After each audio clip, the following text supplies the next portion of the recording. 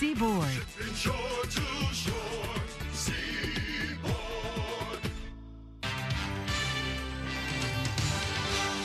If it matters to you, it matters to us. We're Cayman 27, Cayman Informed. This is the only morning show that matters. Cayman Crosstalk. Cayman Crosstalk.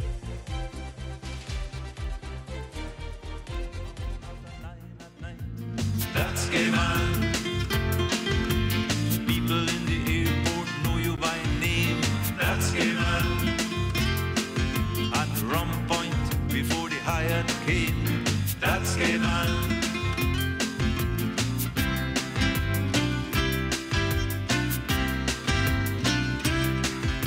A nation is a people living out the lives they choose, celebrating when they win, crying when they lose.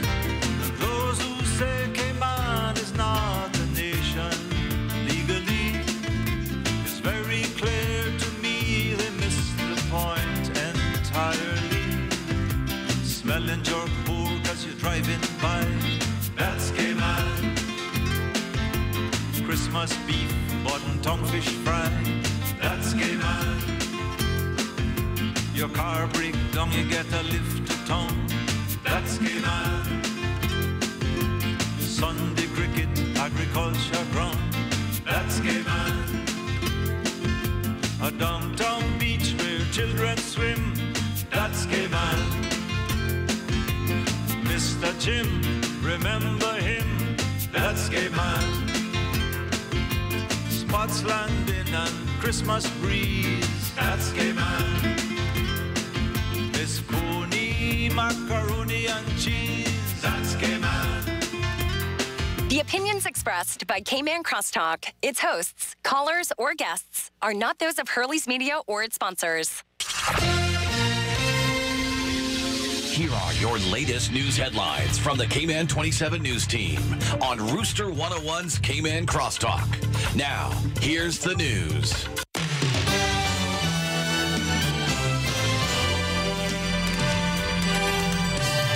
A major increase in gambling here in the Cayman Islands. What's up, everyone? I'm Doug Dodds. Here's today's top stories for the Cayman 27 newsroom. A 300% increase in illegal gambling to date for 2018. And the RCIPS says the problem is serious. Police are hoping, however, new legislative changes heading to the LA next week that include an increase in both fines and jail time will help deter the increased criminal activity. In other news today, police have launched an investigation into a 3-vehicle collision at a gas station on Wednesday evening around 7:30 on Crew Road near Agnes Way. A white Dodge Dakota and Honda Accord collided near the entrance of the Jose gas station. The Dakota then collided into a BMW that was getting gas at the time. And finally today, a second invasive lizard species has turned up here in Grand Cayman. The Department of Environment says the night anole was actually discovered last week in Lower Valley. The DOE says it looks a lot like the invasive green iguana, but isn't quite as big. The DOE took possession of the animal to be euthanized. The species have been seen on Grand Cayman previously, but is not to believe to be here in large numbers. For more news on these stories and others, click on Cayman27.ky or watch the news tonight at 6. For Hurley's Media, I'm Doug Dodds. Have a great day. Be a part of the conversation on Cayman Crosstalk by calling the Superior Auto Hotline, 233-1019, or message us on the Cayman Crosstalk Facebook page. Now, back to Cayman Crosstalk on Rooster 101 and simulcast live on Cayman 27. Good morning, my lovely, beautiful Cayman Islands. Welcome to Crosstalk, and thank you very much for tuning in and letting us be part of your morning and part of your day. I'm your host, Woody DaCosta, and oh my goodness gracious, it is going to be a jam-packed show this morning. I tell you the truth, there's so much to say and so much to do, and so many people that are going to be coming on this show. Oh my goodness gracious. Basically jam-packed from the beginning to the end. And we're going to have all of that for you. We're going to be talking about Pirates Week and the adult Sunrise Adult Training Center. We're going to be talking about them and the cardboard competition that's going to be taking place tomorrow in the harbor as well. So we're going to be talking a little bit about Pirates Week. We're going to be talking about men's health Yes, if you're looking at me right now, I am wearing my Movember stash, and thanks to almost 200 different individuals whom contributed to the style that I should wear. It is kind of a quasi Tom Selleck-esque kind of a stash where this one features not Magnum PI, but it actually a character that he did called Quigley. I didn't know I had to watch it just the other night to see what they were talking about for me to actually trim it. But I'm doing this month of November, ladies and gentlemen, because I want to make sure that all of our males in the island, that we mitigate the loss of your life, degradation of any health issues due to prostate cancer. Prostate cancer, ladies and gentlemen, is, once it's caught, it is one of the most curable cancers there is. And I want to make sure that no one has to go through that issue and that incident. We, after all, live in the Caribbean. And it's not unreasonable for me to say that the majority of us Caribbean people have some sort of Afro background in our blood. We're all mixed. We're all in there. So let's just, if you're over 40 years old and never had an issue with any family member, still come. If you had an issue that one of your immediate family members, an uncle, a brother, a father, a cousin, anything of that, just come down as well on Thursday and get checked out. We're going to be talking about, prostate cancer, what to look out for. And Thursday at the Lions Center is a free seminar for all men and also free screening, PSA screening. So we're going to be talking more about that as well as the weeks are coming up, because if we can save one life, we've done our job.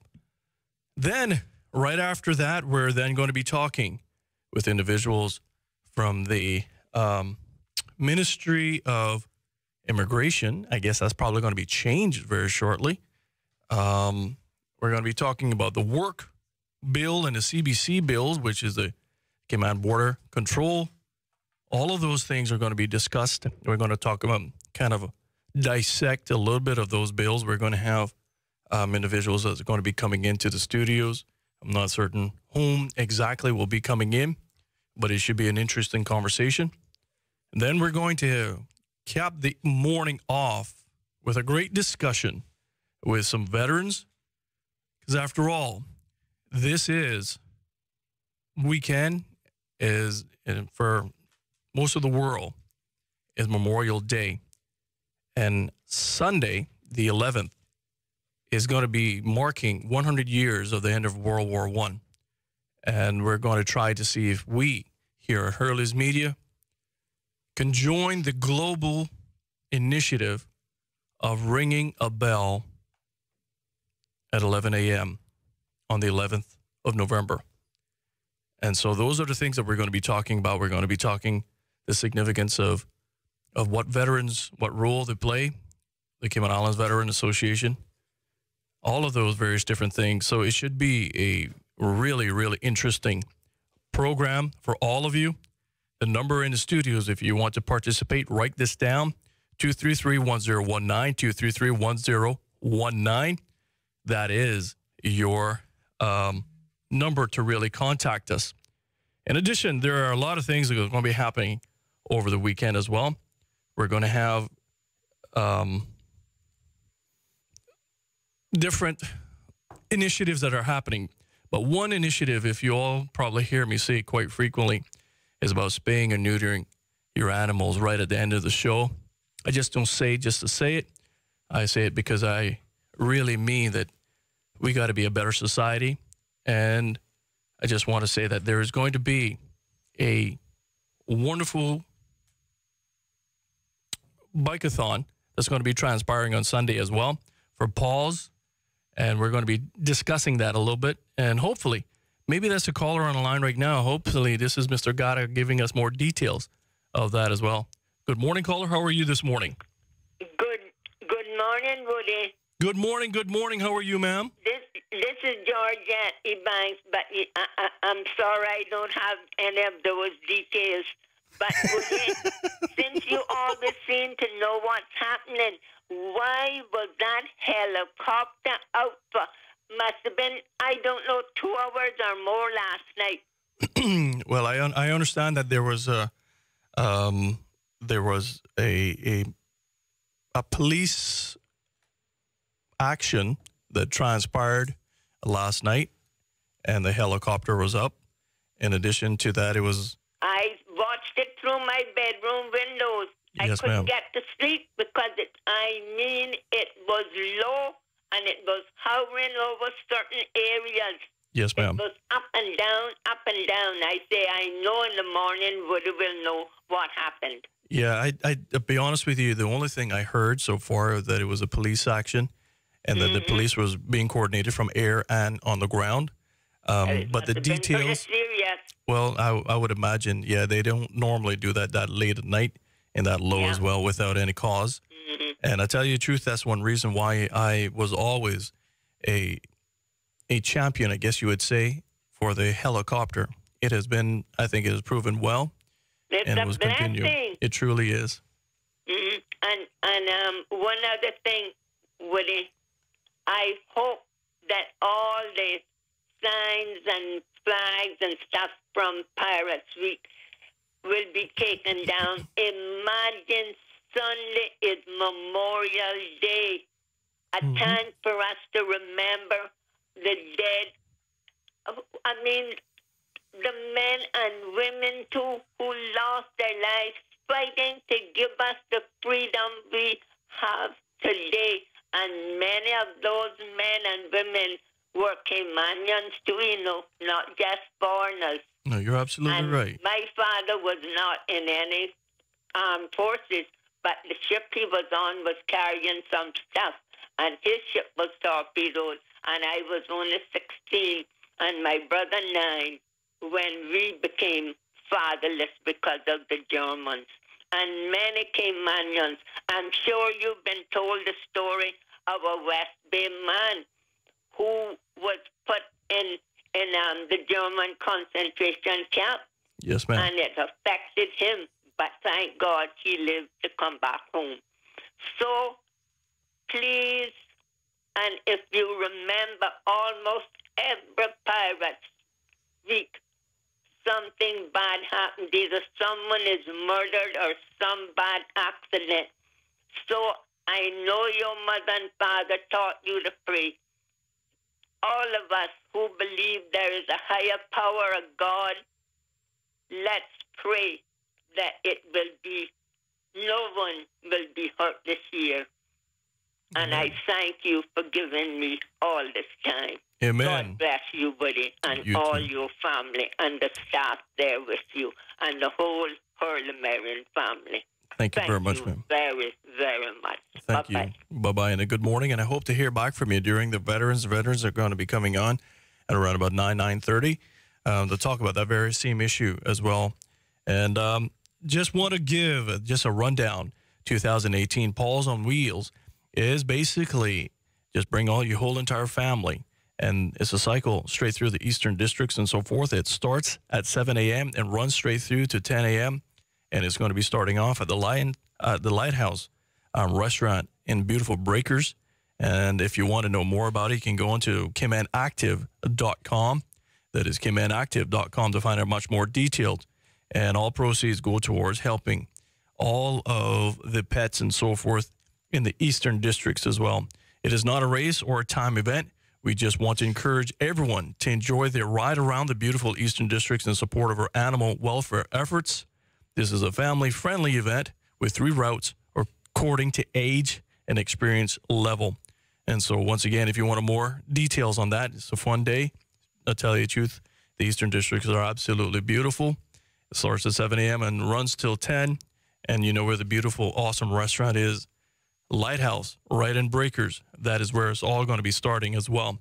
And we got to go and take a little break right now. But right now, I just want to remind all of you, if you need coffee in the morning to help get you started, well, my wonderful sponsor for the first hour, Subway, has a deal for you, and it may be limited.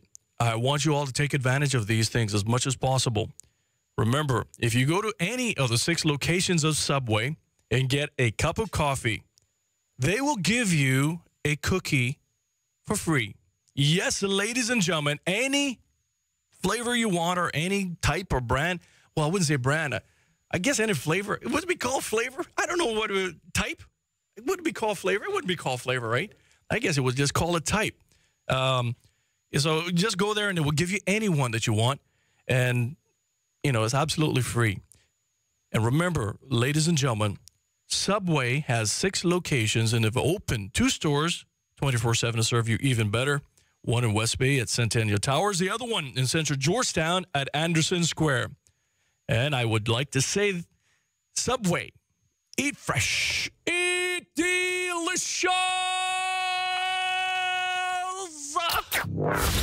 This hour of Cayman Crosstalk is powered by Subway. Subway, with 6 locations across Cayman, you know it makes sense to choose Subway. Subway, eat fresh, eat delicious. More of Cayman Crosstalk is next on Rooster 101 and simulcast live on Cayman 27. Sometimes having a middleman is not a bad thing, especially when it comes to insurance. Do you know that when it comes to cost, ease, speed, and peace of mind, insurance brokers ranked higher than when customers buy direct? So, for all your insurance needs, call Fidelity Insurance. We're the middleman you want. Call us today at 949-7822. Fidelity. We're good for you. It's fresh from the garden. It's that turkey time of year, and Hurley's once again offers the finest pre-cooked turkey dinners in Cayman for Thanksgiving. Get a tender, juicy, oven-roasted turkey with 7 freshly made, savory sides, ready for you to enjoy at the office or at home. It's enough to feed a family of 12 for about $11 each. Don't be left out. Hurley's only makes a limited number of our Thanksgiving feasts. Order yours today at hurleys.ky/ordering. Hurley's, get fresh Thanksgiving with us. Hi, I'm Caroline Hobby, host of Nashville Insider, where we bring you the latest in country music news and happenings. Join us as we interview your favorite artists and go behind the scenes of country music's hottest events. Watch Nashville Insider right here on Cayman 27. Bogle Insurance Brokers Limited are professional, independent insurance brokers established in 1988. We are a wholly Caymanian-owned insurance broker with a wealth of knowledge in the local and international insurance market. Our professional team service clients with a range of insurance products, including motor, home, health, contractors, marine, and business insurance, among others. Contact us at 949-0579 or email us at service@bogleins.com.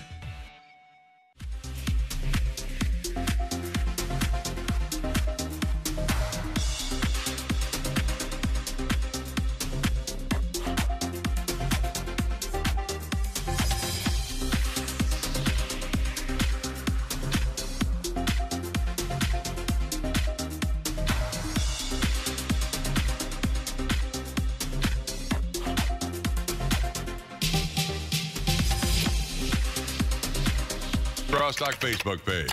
Now, back to Cayman Crosstalk on Rooster 101 and simulcast live on Cayman 27. All right, ladies and gentlemen, happy Friday to all of you, and thank you all very much for tuning in. Let us be part of your morning and part of your day. It is going to be a jam-packed show. We're waiting to see whether or not our guest comes in.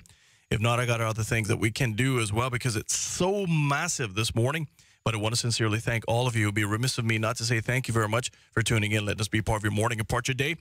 And before our guest comes in, I just want to acknowledge that, Christopher, this is Chris's last day as my intern with me. And it's a little bittersweet, to be honest with you. And I'm a little bit verklempt. That's why I'm having all kind of mix-ups and so forth. Christopher is a sharp young man. And I just want to wish him all the best and so forth. But we got also a new intern that's going to be coming in as well, Mr. Jason Rankin. And I just want you, if I can, whilst Kim is getting all set up, Chris, I want you to take that mic. Jason, I want you to take this mic. And I want to introduce and say thank you to Christopher and introduce Jason to you. Jason, sit over there, and Chris, whichever one comes first. And then once Kim gets all set up, we can just move right in. But I just like to say, I just like to give people credit, to be honest with you. And Christopher, you have been really blessed. And I just want to say thank you very much for really enlightening my life while you were here and really encouraging me for the future of the Cayman Islands. You're a bright young man, and I'm so proud of you. I really, truly, truly am, and genuinely mean that as well. And I wish you the greatest of successes in all that you want to accomplish. You are a sharp dude, man. Thank you. That is very nice. I do really appreciate it. Thank you very much, buddy. That's really touching. Thanks. Well, I'm going to miss you. You're going to be going off, building up that CV of yours, but you're going to be going off to, Australia very shortly as well. And, coming back with a degree in hopefully sound engineering as well. So I just want everybody to know that and recognize your face. Fingers crossed. Exactly. And remember the face and remember the name, Christopher Fletcher, when you come back as well. And he's also a musician. But right now, it's kind of, it's one of those things that you got the old with the new, but I'm glad I got another great intern as well. This guy seems like he'll be a pretty good replacement. He seems like a decent bloke so far. Yeah. Touch wood, Touch wood. I'm knocking on my head right now, but I'm very proud of him. Jason came in yesterday, and even though he was just being introduced, he was willing to stay and came in early this morning, even though he was not scheduled or even going to be paid for this morning. That's why you give a Caymanian a chance, and it will surprise the hell out of you every time. That's commitment. And so I just want to say, Jason, very good morning to you, and welcome. I'm so proud of you. Thank you very much, Woody. Thank you very much, Chris, for giving me this opportunity. Yeah, we want you. We're going to be pulling you in a lot more frequently, to be honest with you. I don't mind at all. I like to get my face and voice out there, make everyone hear that, Caymanians have ambition as well. That's right. All right. Well, I'm looking forward to having you much more involved, and welcome to Cayman Crosstalk. And I'm glad and thankful for a lot of you as well. All right, gentlemen, thank you very much. And Thanks so much. Miss Chris. I have Chris, if you don't mind giving this lovely lady your seat. You're the gentleman, or over here. Yeah. And I have two ladies this morning that are very dear and special to me, Cayman Islands. And that is Miss Kim Voden and also Miss Donna. And I just want to say a very good morning to these lovely ladies. Good morning, Kimmy. Good morning, Woody. Nice to see you. Thanks for having us on your show. I tell you, honestly, it's a pleasure. Sometimes I wish we didn't have so much jam-packed agendas, but I guess because it's fairly popular, people got to be on. Of course. But I wanted to give you more time because you know how much I adore the Sunrise Adult Training Center and the things that you're all doing. So good morning, Donna. Good morning, my darling. And I hope to see you tomorrow morning as well on the pitch. And I hear you screaming. But PFL is almost over. But Kimmy, talk to us about what you guys are doing. In fact, Leroy, if you can pull up that cardboard boat that the Sunrise Adult Training Center did for me as well. But Kimmy, talk to us about what you all are doing. Well, yes, we're here to talk about the adventures and shenanigans that the Sunrise Adult Training Center will be getting up to this weekend. We will do anything for our clients. We'll do anything to get our name out there and get the public to be more aware of us and of the amazing skills and talents that we have within our client population and also within our staff. So our guys like to party. You may have seen on social media yesterday that they went to the Georgetown Heritage Day and they had a wonderful time enjoying the music and dancing and eating our local food and just enjoying the amazing atmosphere that always exists at our Heritage Days. And they enjoy... Well, if you're going with Donna, you can't have the party. Right? Donna all my whole life. All you need to do is just put on some soca and our guys are right there. Yes. So they've already told us, they've put in their demands for the music on what we're doing on Saturday. But anyway, long story short, Pirates Week is our national festival. One of the things that we love to do is to get our guys involved in everything in the community. And this is what we're doing. So this is our 4th cardboard boat race entry. This year, because why not push the boat out, we are also having a float entry as well. So we're doing a boat and a float. What? So come out and support it. And Leroy, if you don't mind, could you pull that whole entire boat up for those that are viewing? Well, that's an early picture. No, but it looks way different now. So that's a foreshadowed picture of the glories that will be launched on this coming Saturday. That's a massive vessel. That is big. Usually you just see a little thing like 3 foot long that can hold one person, maybe two. No. That thing looked like a Cuban probably take that and come here. We've already talked about it. We've talked about maybe like Friday trips to Cuba. So you never know. We can have the Georgiana, Right? We could have sunrise charters cross the North Sound. We could pick up people. You train them to do anything, Kimmy. Yeah, you certainly can. You know, there's no end of possibility for our clients and for any of us. Really, life is a lifelong learning journey. So. Absolutely. And Donna, how could we as the public, further help your institution tomorrow and even thereafter? Well, we've always said we welcome any sponsorship at any time, right? We're just a phone call away, 949-3330. 949-3330. We're just a phone call away. Call us at any time. If you don't get anybody, just leave a message and we'll definitely take that call up. We would just love any kind of sponsorship. I mean, we are always involved in a lot of recreation activities at the center. And so funding is always welcome for our clients at Sunrise. They would definitely appreciate it. In terms of our cardboard race, how they can get involved is the greatest part I like about our cardboard race is that when everyone gathers down at Hogstye Bay, and this huge crowd of people, we love the cheers. What you can do for us is just be there on the day of that race and just crowd around Hogstye Bay and just encourage us. And it makes our clients feel warm and welcome. We have a young man named Andrew Smiley. He can swim if he falls out. And he has bailed us out in so many ways because he's so great in what he does. And when he gets on that boat, he just shines. And so he's going to be one of the clients that will be featured on that cardboard race. He's one of our paddlers. Oh, yes, he is one of our paddlers on Saturday. And so we would definitely, how you can get involved, just come down by Hogstye Bay Saturday and cheer us on. We would love it, right? I'll also say, Ms. Donna spoke about sponsorship. You may not believe this, but government doesn't actually give me a budget line for a cardboard boat. I would imagine. Justify that. Where's your outline business case scenario on this? So important.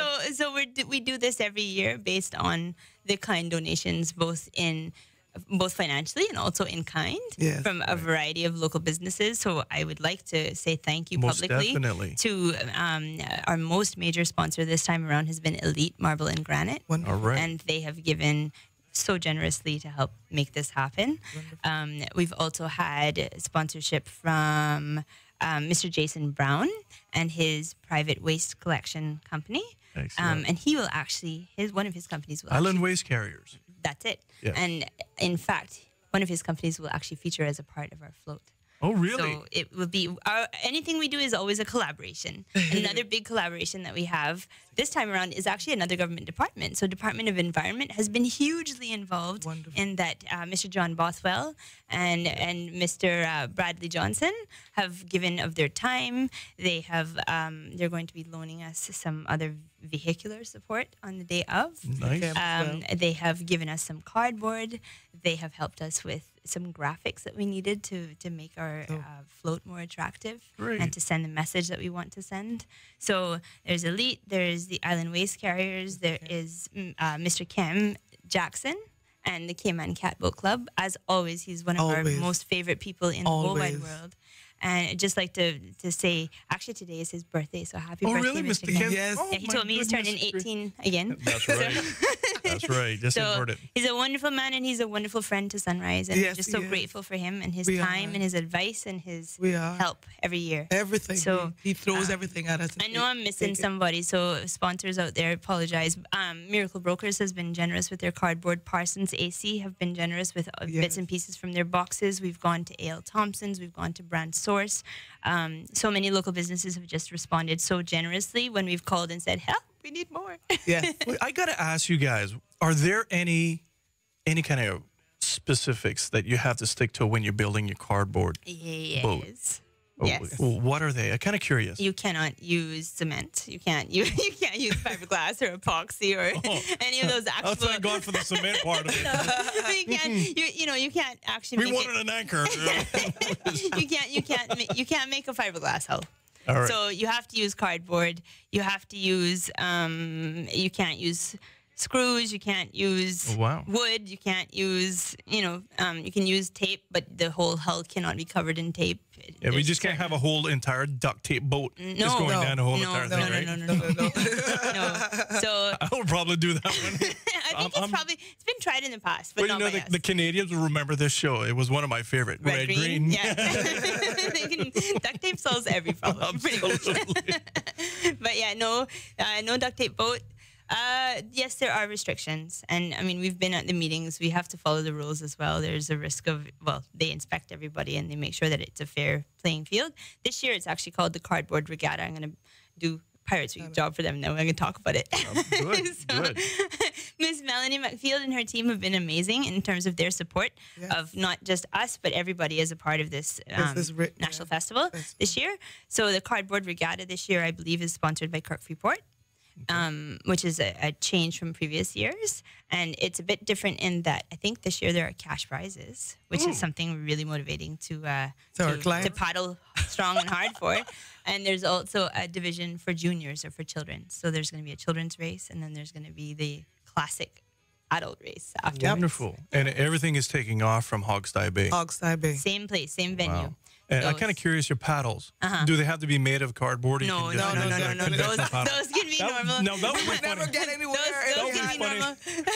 I could just see that. Just put it into like a wet noodle. No, listen, it doesn't take a cardboard paddle for us to be funny, because I know last year when Miss Donna and I tried to paddle, I think I was going to Cuba and Miss Donna couldn't get on the boat. So and I was trying to hold her back in Cayman, and it kept on falling off the boat. That was really interesting. So if you were in Cuba, you would never leave then? Never leave. I was saying, Kim, stay in Cayman. She was like, let's go Cuba, let's go Cuba. But it was great. It was fun. The audience enjoyed it, and that's what we want. We want the spirit of cheers. Andrew Smiley really did rescue us then. Of course he became our human outboard motor and ended up hopping off and swimming, pushing us. The course, wow! Yeah, he pulled that boat right around that island. Which just tells you his strength in the water, because I can't imagine I would have been like a limp noodle afterwards. He's a champ. He was. He's an Olympic champion. World record like, holder. 4 times or something like that. He is.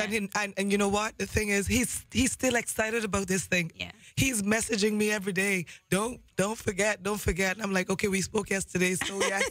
But, it's just that he's excited about this. And I want to actually just also talk about our staff. Yes. For a moment. Yes.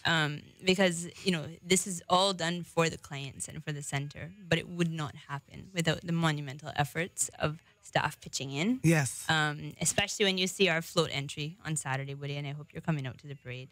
Yeah, we'll look for you, my kids will be there. So we'll look for you and wave at you. I gotta go because I got 11-year-old and a 4-year-old. So I mean, there's no missing it. Yeah, right? they love those. You will have a large grin on your face, I'm sure, when you see us. Because we do not have just one flatbed truck. We have a flotilla, a convoy. We have, and I won't say much more. More, exactly. But So it's just a parade itself. It's a surprise. Kind of. I think we're actually a large component of the parade this year. But as I said, if we're going to do something, we want to do it in a way with that is really celebrating our clients and our center, and do it with all our heart. Yep. So and this year we're celebrating the seas. The theme is celebrating the seas, incorporating the coat of arms, and so we decided to go really big this year. 60 years of celebrating the coat of arms in the Cayman Islands. And so why not go big? Right, and there's also the Pirates Against Plastic. So all of those themes will be very much present in our float entry. Yes. Excellent. And so tied it all in. We've been using it to talk to the clients about recycling and repurposing of materials. Yes. Our boat is 100% recyclable. We will be recycling everything in it. Jason, you got to have your truck ready. Right? And then by Jason being there also, there is another message that we will be sharing, and it has to do with the fact that, we love our visitors to Cayman, and we love, as residents, we should really enjoy the natural beauty that God has given us. Yes. But we're also called to be stewards of the earth and to preserve it for future generations. That's right. And when we're on holiday, and I say myself too, because I go elsewhere and take a holiday, the impetus or the thought is sometimes, it doesn't really matter. It's not my home, right? Mm-hmm. And so we want to leave people with the message that please come to our shores, enjoy our national festival, enjoy our Caymanian personality and welcome, warm welcome and the food and everything here, but leave only footprints. Pick up after you. Yes. I hear you, Kenny. That's our message. And you know, I got to ask you before we end this segment, unfortunately, I have to ask you, if you can, for those that may be just tuning in right now, because I'm always kind of gobsmacked, to be honest with you, how many tourists watch the program. And when I go out to eat or when I go to lunch or something, people come up, I watched you this morning. And I want you to talk to those individuals that may not know whom are the clients of the Sunrise Adult Training Center. Sure. The Sunrise Adult Training Center is a department within the Ministry of Education and Youth and Sports and Agriculture and Lands. And it is a small department in comparison to the Department of Education, which is, of course, everybody else.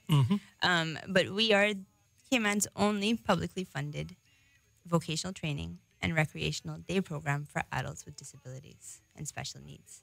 That means we get everybody. We have people that are our clients who are over 60. We have people that are our clients who are just coming out of Lighthouse School.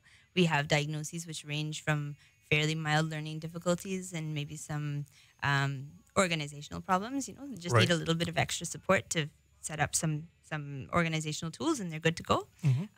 To very severely and profoundly affected individuals who have multiple diagnoses or multiple conditions that they are living with on a daily basis. We have clients that are in wheelchairs. We have clients that use walkers. We have clients on the autism spectrum. We have clients that have seizures. We have clients that have Cayman cerebellar ataxia, which is our own form of cerebral palsy.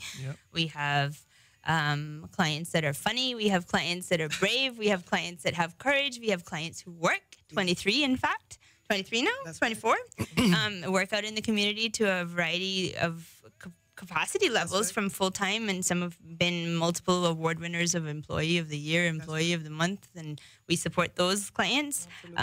We have clients who have families who are on fire with burning zeal to support them. We have clients that have families that need a lot of support themselves. And so wherever they are, that's where Sunrise steps into the breach. Excellent. You know, so and we provide whatever support that they need in terms of vocational training. We have workshops at our center. We have the Grow Group, which is a small-scale horticultural group. We've just expanded into the poultry farming aspect of it, so we have Sunrise Eggs now. Wow. Which is they're amazing. By the way, if you want some eggs, call the center 949-3330. Sunrise Eggs, you can have a better name for it. We have arts and crafts workshops, and we sell those at our concerts and at other venues where we find ourselves. Coming up to Christmas now, we'll find places to go and sell our little crafts that we make at the center, and they're super talented, all made by the clients themselves. We've got life skills training. The clients go shopping for groceries. They make their own meals. We have occupational therapy. They work on their health and wellness. We go for a 15-minute walk every day, the Sunrise Daily Mile. Woody, you should try it. You should actually take your radio show on the road for 15 minutes if you can. I wouldn't be able to talk. I don't know. You have to figure something out. You will have to have an EMT. You will have to call Stephen Duval and say, Stephen, I need the ambulance right next to me along with some oxygen. Then you should really do it, because walking for 15 minutes a day, we've actually found is a great method to kind of improve everybody's fitness. It is. I mean, I was doing research on a program I had for autism, and they were saying that they found that if you have children of all spectrum, no matter whether or not they have autism, but just children in general, if you allow them to exercise right before class, it tempers them and it allows them to focus a little bit better as well. It helps with self-regulation. And so it helps with a whole lot of stuff. Attention, mood. Yep. It gives you a dose of vitamin D. That's why when I walk from the kitchen to here, you feel good, right? Well done. Baby steps, baby steps. Well, I just want to sincerely thank you, ladies, for coming in, and I wish you all the best. And I'll be out there cheering for you. That would be great. I might go horse again after tomorrow morning's match. Yes. And then we're coming right down to watch you guys as well. Yes. But I Donna will be remiss of me not for you and I to do this. Yes. Tomorrow is going to be some matches for the PFL. That's correct. Don't want to take away from it, but that is your passion as well. That is. And we invite every person that wants to see some really great passion and some unadulterated skill and love for the game of football. That's we call it football. You guys might call it soccer, but come down to the annex tomorrow morning at 9 o'clock and run straight through until about 11. That's right. Where all the games are there as well. Absolutely. And so looking Thank you forward so to much, it. Woody, I'm bringing you back because this is our segment. So I'm bringing you back. Then you can sign off for real. Right. But I just want to, again, one more time, just say thank you again for having us. Yes. No, it's and a also, pleasure. please, everybody come down and support us for the cardboard boat race, which starts around noon. And then the float parade, which I believe starts around 3:30. Mm-hmm. Three, Miss Donna? Three. So 2 times to see sunrise in action. And like I said, we're really pushing the boat out, both literally and figuratively tomorrow. Yes. And I would say, sometimes people say, well, Kim, why are you doing this? Why are you all doing this? Why so big? Why so bold this year? And you know what I would say is that sometimes people that say, well, we've never done it that way before, it's never been done that way before. Sometimes it's good to be conservative and to be safe, but other times it just speaks to the fact that, in fact, in life, you really need to have the curiosity and courage to make meaningful change. Yeah. So this is, a way of kind of culminating or moving towards culminating our first term. This training year, we have some new staff who are wonderful. Program manager Daniel John. We've got a new occupational therapist, Miss Mary Godin. We've got people on staff who have skills and talents like you wouldn't believe. Yes. People that have been there for the longest time, but we also have such a heart for the clients. Yes. Yep. And I think that's what you will see on Saturday. Yes. Wonderful. And you will see the clients shining too. Thank you again for having Thank you, us. Oh, it's a pleasure to have you in, Thank and you. it's always a pleasure. Don't forget to wave us on the float. Wave and cheer for Yes. us. Sunrise. That's right. That's right. In the float parade. And Thank coming you. right next, we're going to have another wonderful guest that's going to be coming up. We're going to be talking about men's health this time. Ooh. And if you're looking at the stash, Donna, you remember the stash? I've worn for 20 years. Yeah, I remember. And I've gone back in time. But this one is the Quigley Down Under one. And we're going to be talking about prostate cancer in Great. November and so forth. We don't want to lose one soul to prostate cancer when we can actually save them all. This hour of Cayman Crosstalk is powered by Subway. Subway, with 6 locations across Cayman, you know it makes sense to choose Subway. Subway, eat fresh, eat delicious. More of Cayman Crosstalk is next on Rooster 101 and simulcast live on Cayman 27. It's that time of year again for the annual Cayman 27 Parade of Lights, brought to you by Bogle Insurance Brokers Limited. We're calling all boats to join us Saturday, December 1st at Camana Bay as the water comes to life with this year's theme, Christmas Around the World. It's completely free to enter, and there's a chance to win $1,000 and 2 general admission tickets to Kaboo.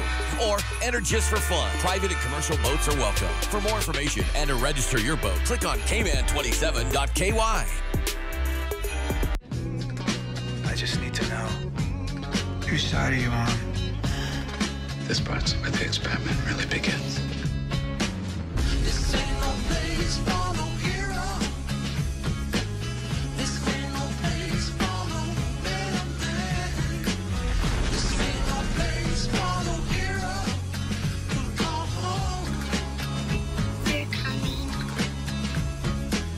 This ain't no place for no hero. Hey, ooh, this have a flavor with a beat. Have a dance, make you move up your feet. Feel the rhythm in the music. Turn old into new, into hits and classics. Every meal make you feel like it's a new remix. It's the most delicious in the West Indies. You know what feel ask this grace. Feel the vibe, can't you feel it? Grace, delicious and nutritious. Yes, quality when you taste it. Want affordable, look for the label. Grace, feel the vibe, can't you feel it? Grace, delicious and nutritious. Yes, quality when you taste it. Want affordable, look for the label. Once you feel it, once you see it, once you taste it, it's real. Trust the flavor, the Caribbean grace, it's real. Caribbean grace, it's real.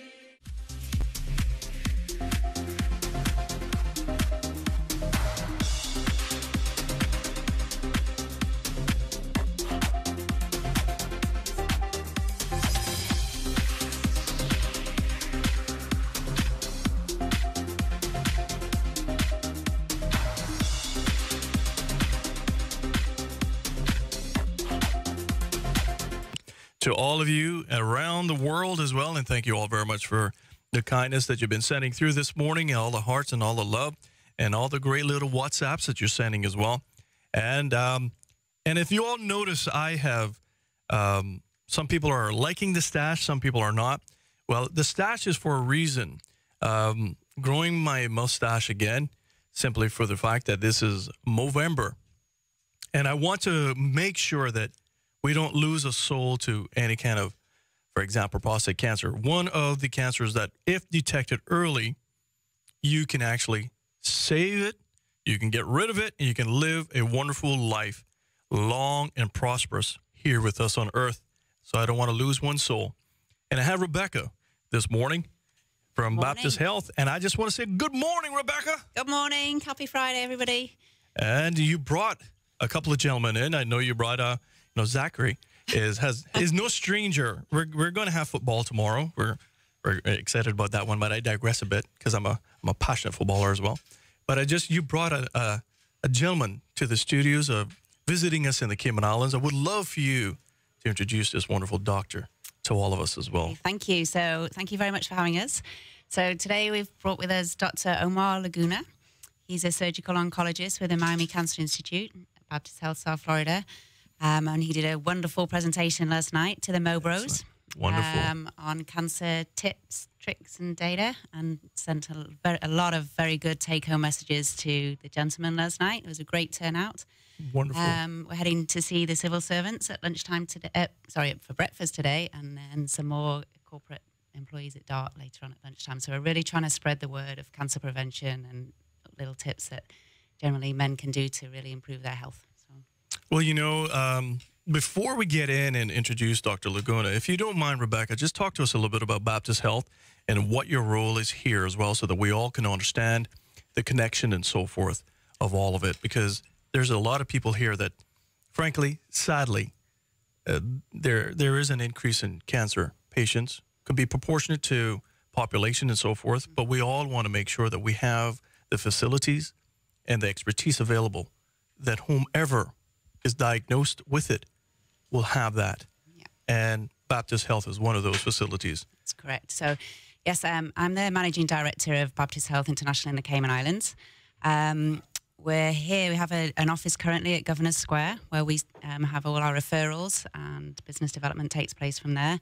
We're just about to open the first PET CT centre in Georgetown. Excellent. We're super excited. It's slated for the mid-December. For those of you who aren't, a big Christmas present for me. So are not familiar with PET CTs, it's nothing for animals. It's actually for patients that, oncology, cancer patients. And before now, we have always had to go off island for the PET CTs. So it's like a cancer, basically almost like a cancer marker. So when patients have been diagnosed with cancer, we can help. It helps to stage them. It helps to see how effective their treatment's been. So before now, like I said, everyone used to have to go off island, and now we're going to be able to stay here, which is super important because during the cancer treatment stage, it's quite rough traveling off. So excellent. We have it's pretty brand new, year and a half old now, our Miami Cancer Institute based in Miami, which is super impressive. We've got every single radiation modality all under one roof. It's like Star Trek down there with proton beam therapy. We try to generally support the doctors here because we do have a great healthcare system here as well. So we just try to support and offer services that aren't available here. So, all right. And good doctor, I got to go and take a little quick break right now, but when we come back, this is your whole entire segment. Perfect. And I just want you to say a very good morning, doctor. Good morning, to everyone. The Cayman Islands. Thank you for having me. It's a pleasure. And ladies and gentlemen, I got to do my little time check, and I want to say my time check to my sponsor out there as well. Thank you to my wonderful sponsor for the first hour, Subway. Subway has a wonderful initiative for this Christmas, ladies and gentlemen. It's called the Subway Can Drive. You can bring your canned goods to all 6 locations of Subway and get a free cookie of your choice. Yes, all canned goods will be donated to Feed Our Future and Meals on Wheels. So we're asking you all to please extend your Cayman kind this holiday season at Subway. And me personally, I'm thanking you in advance for your kind generosity and your support to this program. And time check once again is 7:49.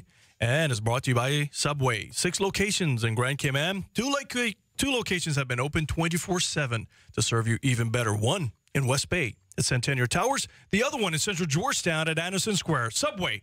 Eat fresh. Eat delicious. This hour of Cayman Crosstalk is powered by Subway. Subway, with 6 locations across Cayman, you know it makes sense to choose Subway. Subway, eat fresh, eat delicious. More of Cayman Crosstalk is next on Rooster 101 and simulcast live on Cayman 27.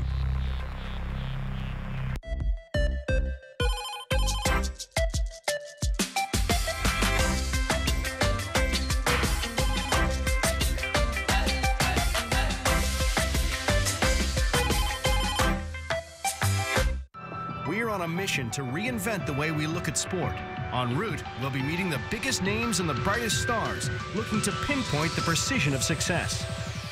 We're all born with some degree of athleticism. As you get to that top of the pyramid, it's the very small things that make the difference.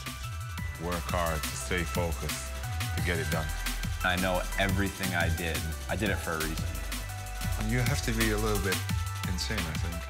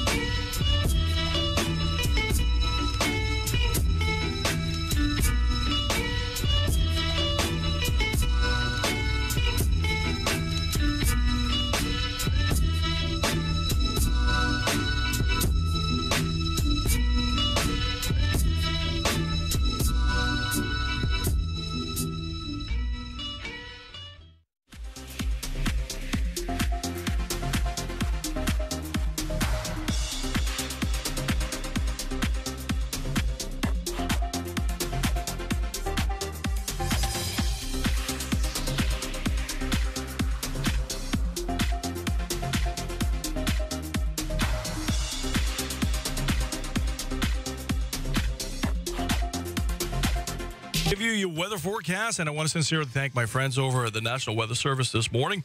Today, you're going to have a gorgeous weather pattern, and they say the same weather pattern should take you all the way to Monday. Yes, yes. So here's a high, and this was all written out for Dr.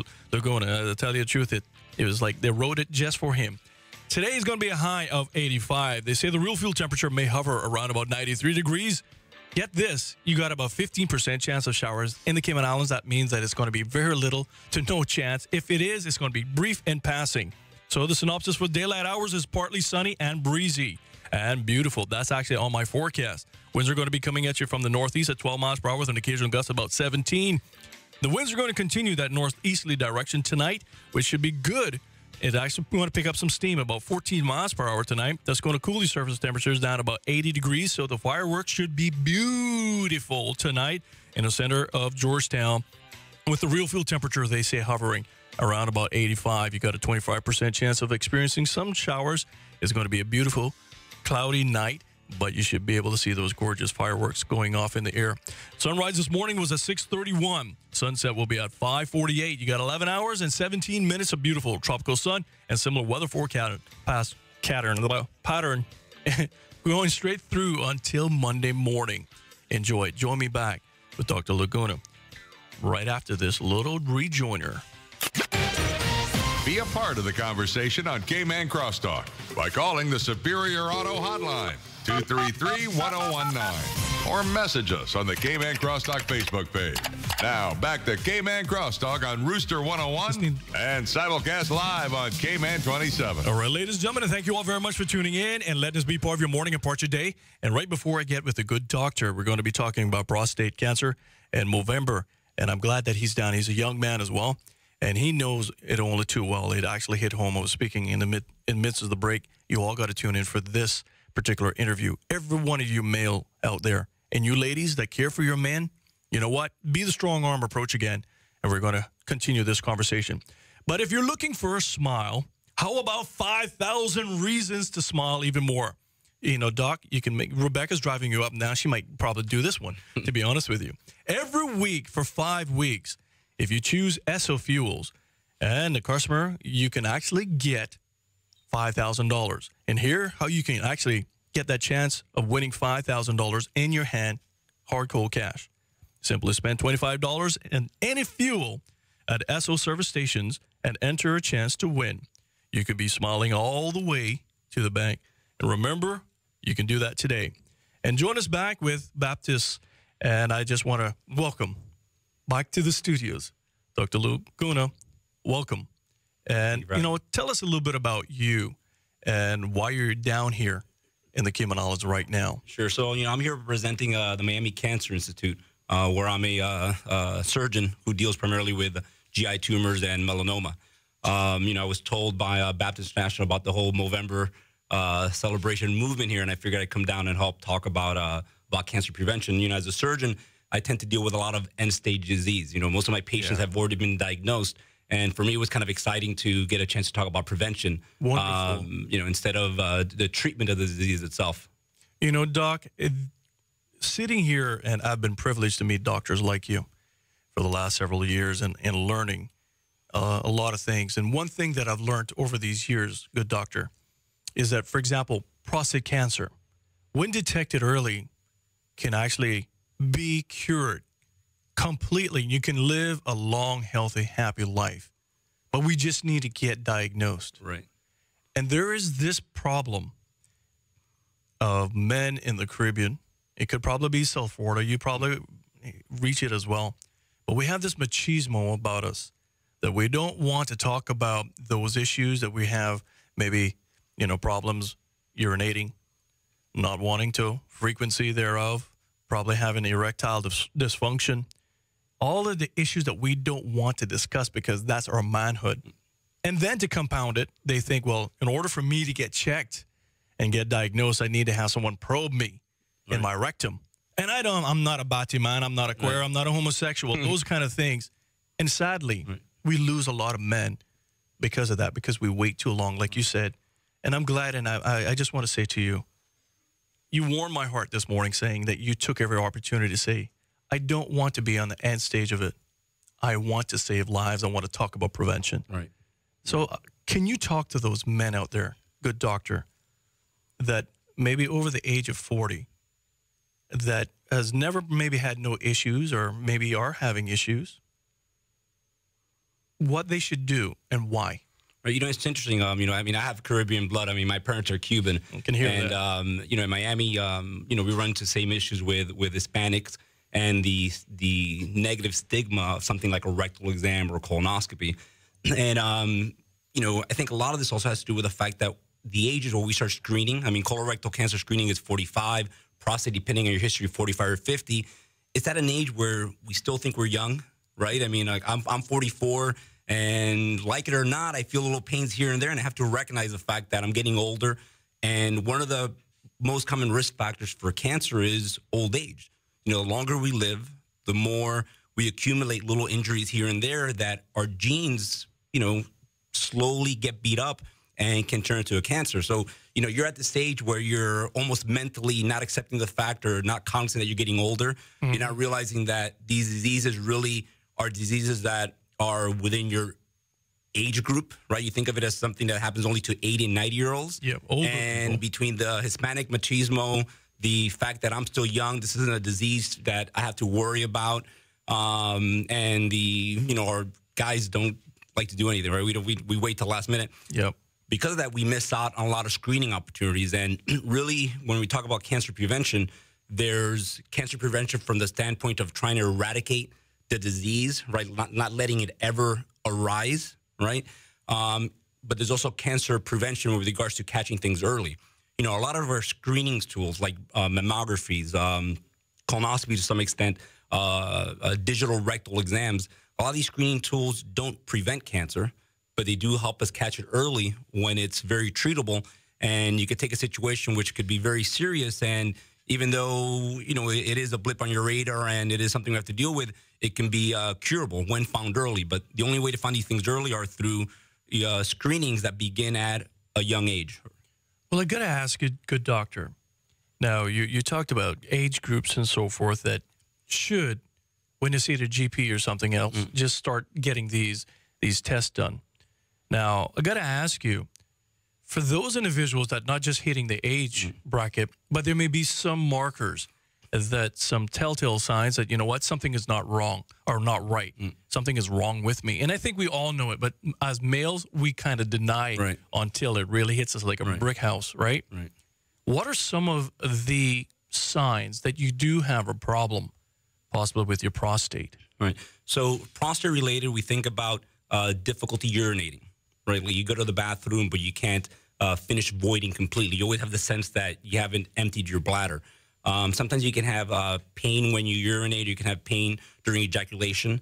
When these tumors are more advanced, you can have more serious signs like weight loss, for example, or even bloody discharge when you try to urinate.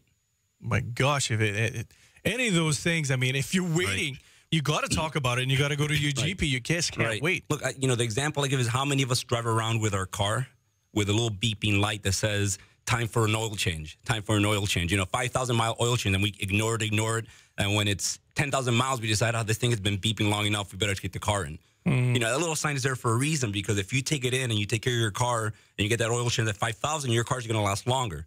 Same thing, we're walking around, and we got to, be very cognizant of the subtle signs that tell us you got to go in and you got to get checked. And you can't wait till you have symptoms. Once there's symptoms, then usually it's more far along, and any way you put it, the prognosis is always going to be poorer. And I'm glad you said that too, because there's another factor that I've been hearing and fielding from a lot of male friends. I've unfortunately lost a couple of friends to prostate cancer, and I don't want to ever see it happen again, especially that it is one of the most first detectable and curable cancers that there is. But one of the issues too is that I don't have enough money to go and get these tests. But one thing that you just said just now to me resonated, and I keep telling my friends, you correct me if I'm wrong.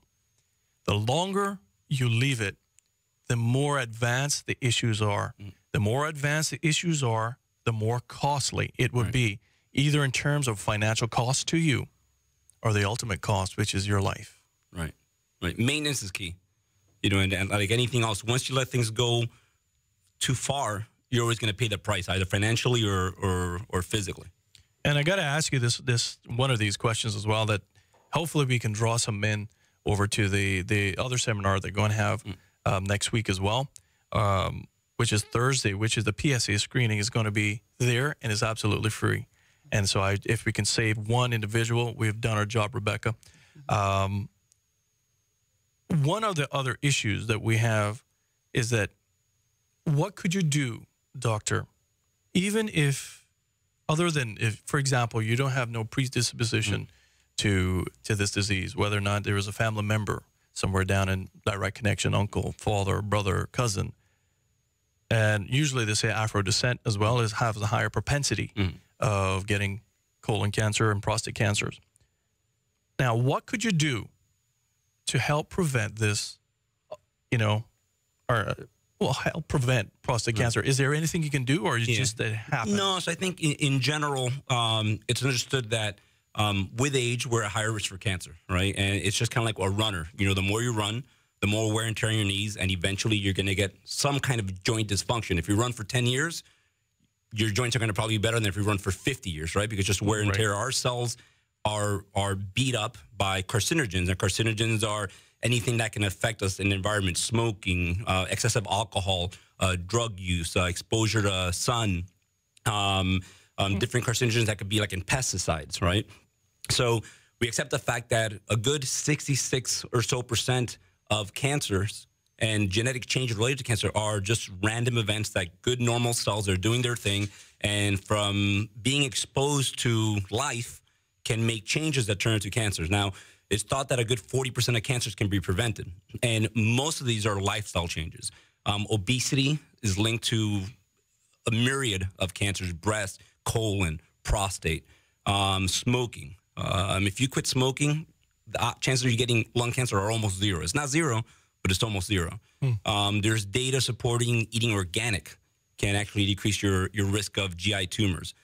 Something as simple as a baby aspirin a day. There's been studies that if you take an aspirin daily over a 60-year period, your risk of GI tumors drops by about 20%.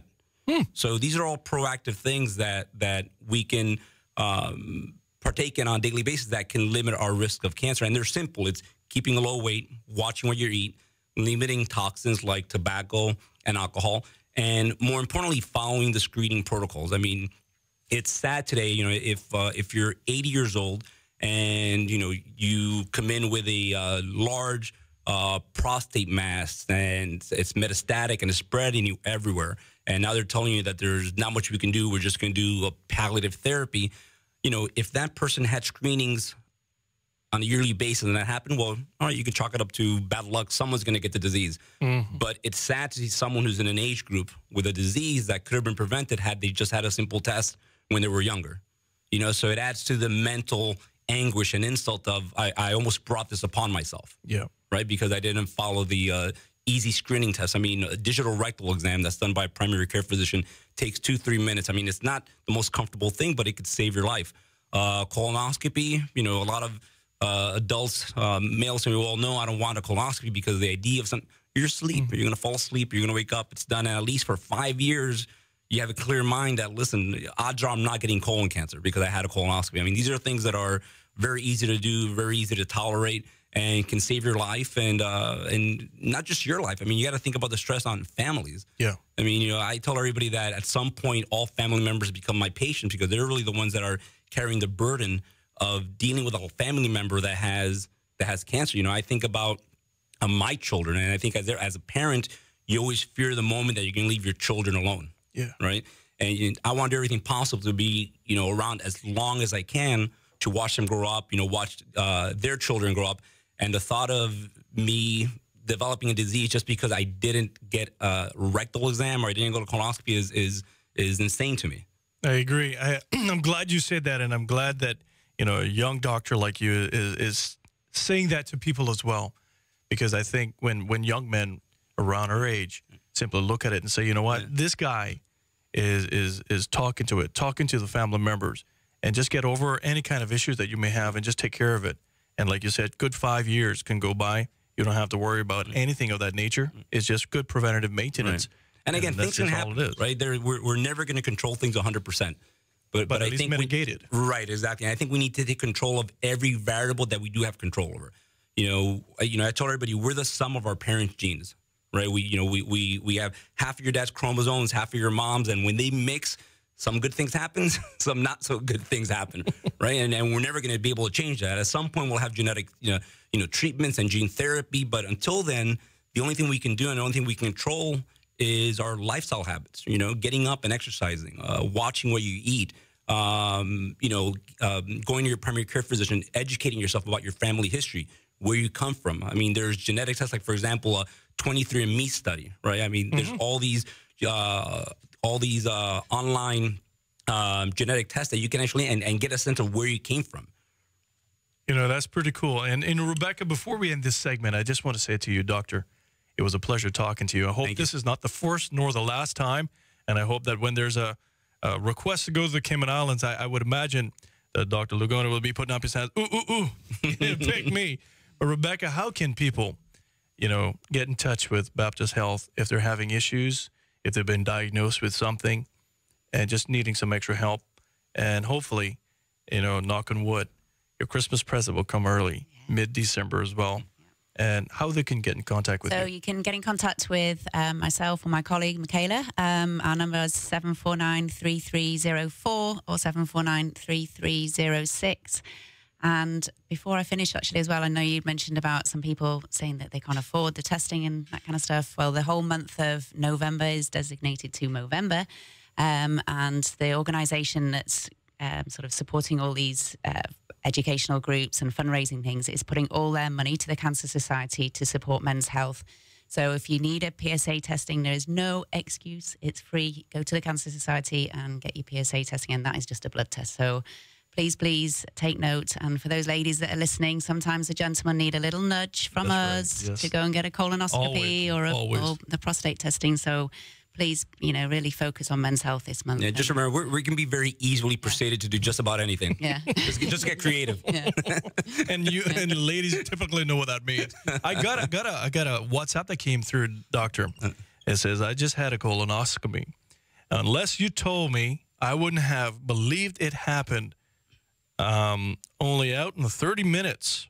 My peace of mind is absolutely priceless. I mean, you come in, they give you a little medication, you fall asleep, and next thing you know, you're up. I mean, I have a very strong family history of rectal cancer. Both my father passed away of rectal cancer. Oh, I'm sorry. That being said, the other extreme example is his mother, my grandmother, had rectal cancer, caught early, had surgery, lived to 99. Wow. So, I mean, two big, huge extremes. One diagnosed advanced disease and passed away within 4 years, and the other lived a full life that I hope I can make it to 80, nonetheless, not 89. I've had 3 of them. You show up, they give you a little medication, you're asleep, you wake up, and it's done. I mean, you're a little bit worried about what you could have said during the process, right? Because but beyond that, I mean, you're done. And listen, I'm getting a colonoscopy of one of my colleagues. So, I've got to see this guy's face every day, so it's worse for me. I mean, this is a guy you're going to see once every 5 years, right? So just trust me, get colonoscopy. They save lives, and I can tell you that a colonoscopy every 5 years, it'll cut your chance of colon cancer by at least half. Wow. That's a huge number. That is significant coming from a wonderful doctor like you that's saying that as well. So, gentlemen, there is no excuse. As Rebecca said, there's no excuse really this month as well, because, P.S., the test is just a blood test, gentlemen. If there's markers or there's anything in there, then you'll go to the next step. It'll send you to your GP or a specialist or something else of that nature. But come out on Thursday.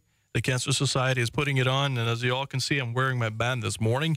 Cancer Society is a lavender one, but I want all of you to come out on Thursday next week. It's all free. And sincerely, it's a pleasure to meet you, good doctor. Thank you for having me. And I can tell you the truth, you're doing well. I think you're going to live to your grandmother's age, because I would have thought that you were like Doogie Howser, like just holding 21 and holding. I know you and I are the same age, but we're still holding. I guarantee you're thinking that you're still 21. Let's admit it. But Rebecca, it's a pleasure to have you in the studio. Thank you very much for having us. And thank you to Baptist as well for bringing in Dr. Laguna as well. And you all have a wonderful day. Thank you. Once again, doctor, sincerely, thank you for your efforts down here. If you can save one life, it is priceless. Thank you. Thank you. And ladies and gentlemen, we're going to come up. We're going to have members that's going to be ripping apart the new bill that's coming before the House next week, which is a work bill that's probably going to eliminate the phrasing immigration officer, amongst other things. The opinions expressed by Cayman Crosstalk, its hosts, callers, or guests are not those of Hurley's Media or its sponsors. Now, from the Cayman 27 News Team, here are your latest news headlines, brought to you by the Cayman Pharmacy Group, with West Bay Pharmacy, Savannah Pharmacy, and Professional Pharmacy. The Cayman Pharmacy Group has a location for you just around the corner. Visit them today. Now, here's your news headlines.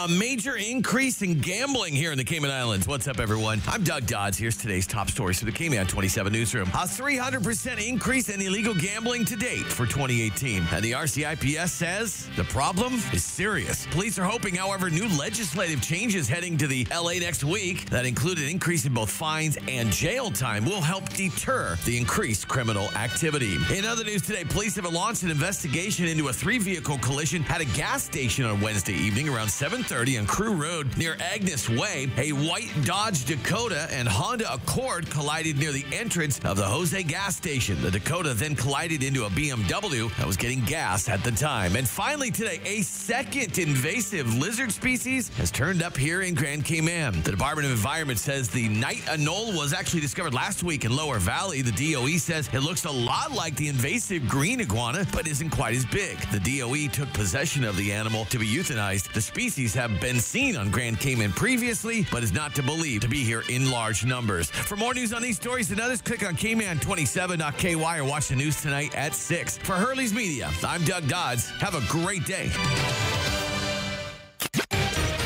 Be a part of the conversation on Cayman Crosstalk by calling the Superior Auto Hotline, 233-1019. Or message us on the Cayman Crosstalk Facebook page. Now, back to Cayman Crosstalk on Rooster 101 and simulcast live on Cayman 27. All right, ladies and gentlemen, welcome back and happy Friday to all of you. And I'll tell you the truth, I got 2 fine gentlemen in the studios with me this morning. And when you hear the voice, dang, you know that he should be in radio. She should leave the chief officer's position. And also I got probably one of my most favorite individuals. I say it on air and so forth as well, Mr. Charles Clifford. And I just want to welcome both of you to the studios again. And Chief Officer Howell, welcome back, my friend. Good morning, Woody. Thank you so much for having us, and welcome to your listeners. We hope we can be enlightening to them today. Well, I tell you, I'm looking at that shirt, Wes, and I would imagine after just talking about the bills that's going to be presented, we might have to take immigration off of that, because that's probably not going to be there any longer. When we're looking at the changes in the bills that your ministry is now putting forward to make sure that, Charles is now becoming Cayman border control, in essence, instead of immigration, which is an agglomeration of customs and immigration together. Yeah, we will still have an immigration function and a customs function, right? But the nomenclature for the new department is customs and border control. Yeah. Well, talk to us, Charles. I just want to say good morning to you. And welcome back, my friend. And I know I said it before, and it was a pleasure to have you in the studios, but congratulations again, my friend. Thank you very much, Woody. Good morning to you. Good morning to your listeners and to those watching us on television. Very happy to be here and look forward to engaging with you and the audience. Well, I just got your agent from GAS. Jamie is going to rack my knuckles if I'm not good to you this morning. But gentlemen, good Jimmy. Yeah, let me tell you something. That Southern Belle, that goes as far as getting hurt too. But gentlemen, when we come back after now that we've introduced you, Chief Officer, would mind you kind of just talking to us about the two bills that are coming before the House. I got some questions as well, and I think it's a good thing, because as you well know, from a long period of time, I've been hoping that this would happen. But it's just phase one.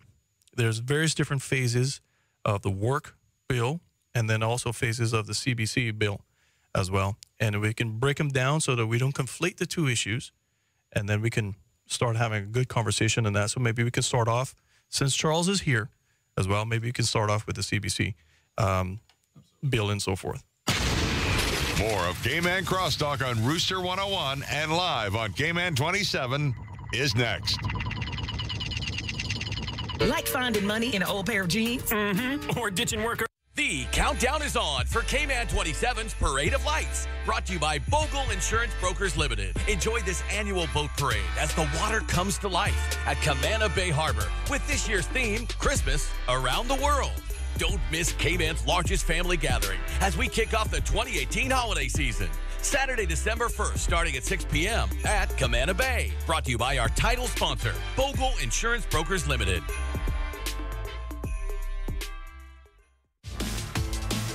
Mobil One The Grid is your VIP pass behind the scenes across the world of motorsport.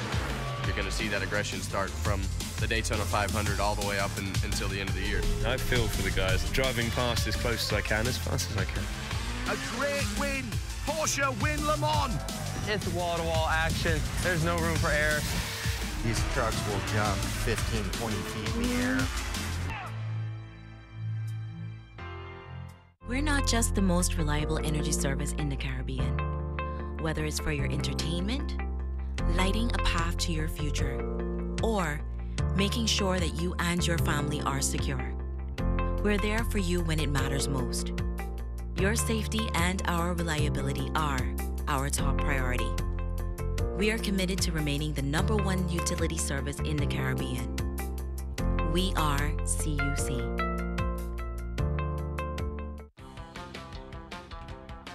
Watch as some of the world's most talented people put their skills to the test as they attempt to make their mark in the record books. You'll witness some of the craziest, scariest, most bizarre stunts people will do, all in the name of stardom. It's the ultimate Guinness World Records, and it's right here on Cayman 27. Capture all the action.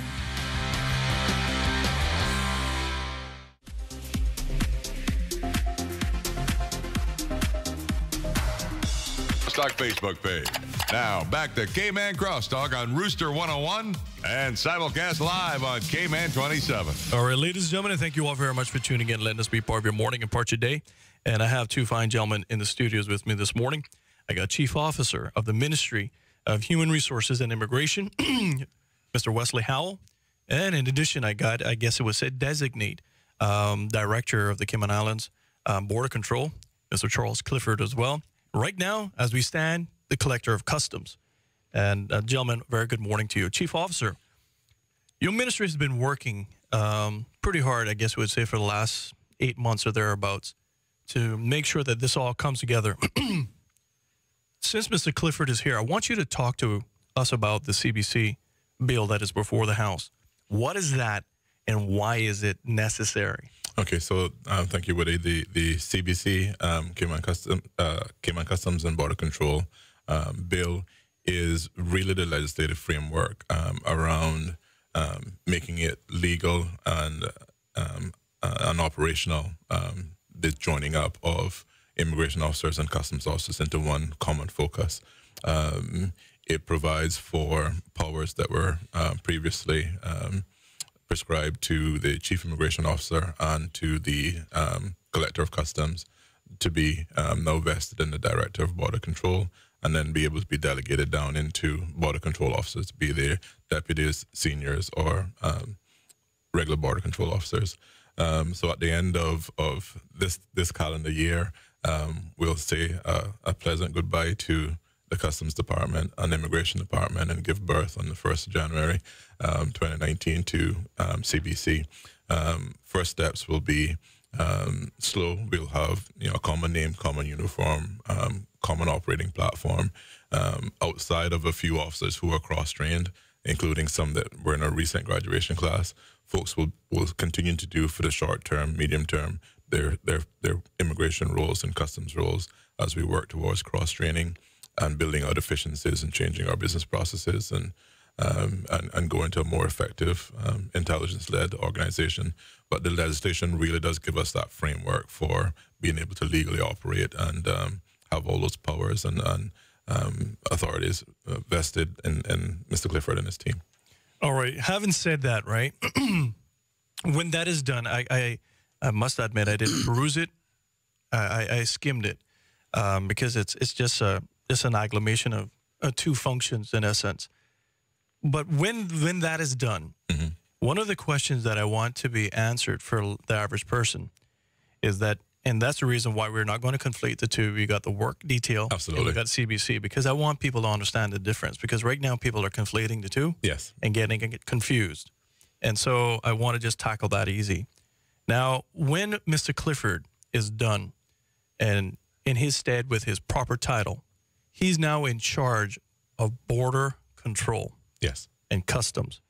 Now, I want you to break that down, if you don't mind, in practical terms for the average person. Okay. So CBC would be responsible for, if we were thinking of folks, if you were visa required, they'd be responsible for authorizing a visa, reviewing and authorizing a visa request. When you land in Grand Cayman or Cayman Brac, it would be the first point of clearance. The immigration function would also be covered by CBC. The customs function when you go through the airport would be CBC, and then the traditional customs and excise, which is the cargo and those things, which are the bread and butter of keeping Cayman operational and a solid source of revenue for the government as well, are also within that remit of customs and border control. So airport operations, seaport, parcel posts at the airport, air cargo, couriers, those are all being dealt with by CBC. CBC will also deal with asylums and deportations as well. So anything to do with sort of immigration and deportation are all within the CBC remit.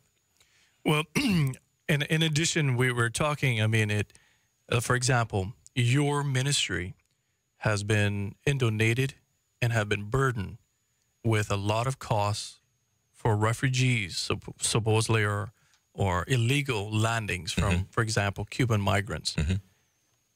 Now, Mr. Clifford will be removed from immigration. That will be border control. His agents will be the ones that are going to be primary for those kind of instances of housing and controlling and processing those individuals. Absolutely. So as the amalgamation goes forward on January 1, the officers who are now trained in asylum assessment on interviewing skills will continue to do that operation. We would hope then to be able to cross-train and train additional officers to be able to do that function because, those are things that we can't control. So we may go months without any arrivals and then have a spike. So, we need to be able to throw resources at that to deal with it really quickly. I'm pleased that we're also working diligently to spin up the Refugee Protection Tribunal, which is Asylum Tribunal. That will give us faster response to appeals on an asylum request. So once that's in place, if folks are unsuccessful with their asylum, that decision will come faster, so we can minimize the expenditure by not having them on island for longer periods of time. So that is a change that went into legislation in August, and we're just about ready to implement that tribunal now. It will sit under the Cabinet Office, so it's independent of our ministry, and essentially will review decisions by the Director of CBC going forward. Currently, the decisions of the Chief Immigration Officer into whether or not an asylum claim is supported or unsupported. All right, CBC Director Designate, and I like to say that, Charles, I can't say enough congratulations. Thank you. And as you know, I wanted you in another role as well, but we talked about that personally, but I'm glad that you're here. God has a plan for everything, my friend. And I just want to say congratulations to you. Talk to us about what has been transpiring, because obviously it's been a busy time for you, because you're still having your task right now as a collector of customs, which collects the most revenue out of any department a government has. And you all are working overtime. You're at the airports. You're thwarting people bringing in illegal issues of contraband. It could be either drugs, guns, weapons, ammunition, all the various different things that your department does. And I tell you the truth, and I know you and I have said this before, and I said it on air too, Chief Officer, these frontline officers don't get enough credit as much as possible, and I try to do my best because I see the works that has been done, and every time that I hear an operation going down, especially the wonderful thing that I've been hearing more frequently is a joint effort between, either immigration or customs and police and all of them together, and is becoming very, very successful. And I would imagine, Mr. Collector, it has been a busy season because now you're knowing your brain and knowing how you work. You've probably been a part of the legislation that's coming in to make sure that it's actual practical. Because one thing I've learned, ladies and gentlemen, sitting with this gentleman across a table, looking at legislation and how things work, you can always have tabletop exercises. But in practical terms, sometimes they just don't work out the way they are. And I can tell you, having the privilege of sitting across from Charles and next to him sometimes, I can see and I can tell you he looks ahead and what it can mean to work and work well instead of having some redundancies built in as well, but so that we don't have double entry issues. And so, Chief Officer, that's why I said that, it was a good bargain, to be honest with you. Good morning. Good morning, Woody. Thank you very much for those very kind comments and for commending our customs and immigration officers on the very, very hard work that they've been doing over many years, protecting these islands. I think this merger gives us an opportunity to strengthen those relationships, essentially, by bringing everybody into one agency. At the end of the day, we're really working towards the same goal. We always have been. So it makes sense. It breaks down those silos that exist in law enforcement, not just in Cayman, but in other countries, which is why other countries have also gone in this direction. But we have looked very, very carefully at the legislation. The legislation is essentially an amalgamation of the existing customs law and the border control components of the immigration law. So not a lot will change at this point in terms of the legislative framework, other than merging those bits together that I just mentioned. But over time, as we change our business processes to fully embrace this intelligence-led risk management approach, then you will see that there will be a need, certainly beginning next year, for amendments to the legislation in order to reflect the changes to those business processes. So you're right, it's been a very, very busy time for all of us in customs and immigration, and of course in the ministry itself, putting this legislation together that's coming before the Legislative Assembly next week. I think there are great things ahead for us in terms of laying the framework for a new approach to border control, an approach that's going to facilitate legitimate trade and low-risk passengers, and essentially separate the high-risk passengers and high-risk imports so that we can more carefully scrutinize those issues for national security threats, which is an area that we need to increase our focus on. We've been doing that over the years, but we know that in addition to firearms and drugs, we also need to be cognizant today of the threat from terrorism. Mm-hmm. So we can't be complacent about that issue any longer. Cayman, in terms of threats, may be low risk, but were we to have an attack, it would have a very serious impact. So we need to be cognizant of that, and not just in Cayman, but regionally. Because if anything happens within the region, in any island in the region, it's going to impact the entire region. So those are sort of my opening comments, and these are certainly exciting times for the Customs and Immigration Department as we prepare to come together as one agency. This is truly a multi-year project, so it's not all going to be done and dusted on January the 1st. As the Chief Officer has mentioned, there's a lot of training and cross-training that we have to engage in. There is technology that we need to embrace in order to make this work.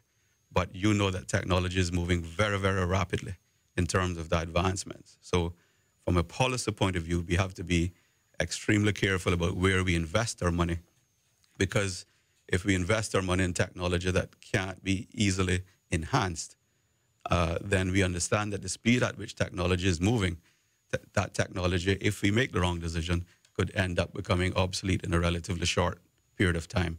So we have to be very, very careful about what technology we embrace to make sure that it can work for us over the medium and long term. Excuse me. I would imagine,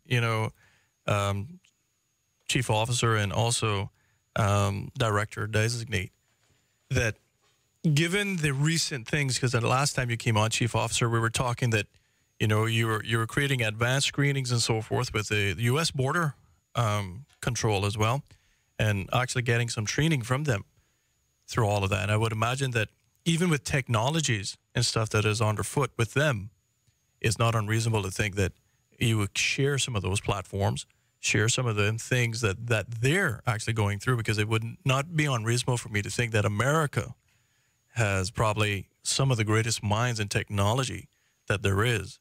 And Homeland Security is probably going to capitalize on that. And frankly, they probably have some of the most dangerous minds as well working for them. So it would be prudent for us to maintain wonderful relationships with that particular jurisdiction. No, excellent point. And we have had excellent working relationships with both the UK border and immigration enforcement arms, as well as the CBP in the U.S., particularly the officers and the leaders at the Miami airport. And they do everything there from cargo to high-risk passengers and the whole lot. From a technology perspective and from a joined-up approach, we are partnered with the Joint Regional Communications Center in Barbados, and that's a hub of intelligence, essentially, in relation to threats. Passengers, they receive and process passenger manifests and then give countries alerts on persons of interest. So that allows us to be able to focus in on persons who we need to spend more time with even before they arrive on island. That is legislation. There's an amendment coming to that piece of legislation. So right now, when you leave the Cayman Islands, you don't see an immigration officer unless they need to see you. And then you know you have a problem. And then you got a problem. That same sort of information flowing from the airlines on the outbound flights with the new legislation would be required to be sent to us on the inbound flights at the time of wheels up from the sending destination. So with that, and through our partners with JRCC, and sitting in that hub are members of the law enforcement community, border control community from Canada, UK, US, several Caribbean islands. So we have a wealth of information within one location that gives us the ability to know and be able to more precisely targeting on those persons of interest. All right, there's a lot more questions that we got to answer, but I gotta go and take some bills and pay some bills. Somebody might question the proportionality of all of these things. Well, we'll be back with the chief officer and the director designate. More of Cayman Crosstalk on Rooster 101 and live on Cayman 27 is next. The countdown is on for Cayman 27's Parade of Lights, brought to you by Bogle Insurance Brokers Limited. Enjoy this annual boat parade as the water comes to life at Camana Bay Harbor with this year's theme, Christmas Around the World. Don't miss Cayman's largest family gathering as we kick off the 2018 holiday season. Saturday, December 1st, starting at 6 p.m. at Camana Bay. Brought to you by our title sponsor, Bogle Insurance Brokers Limited.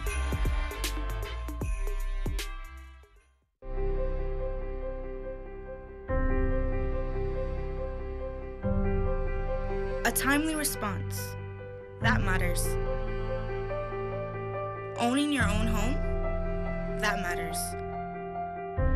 Supporting our community. That matters. When your child smiles, that matters. Good encounters, great experiences. It matters at Cayman National. Get ready to laugh as TV's funniest hidden camera show will have you in stitches.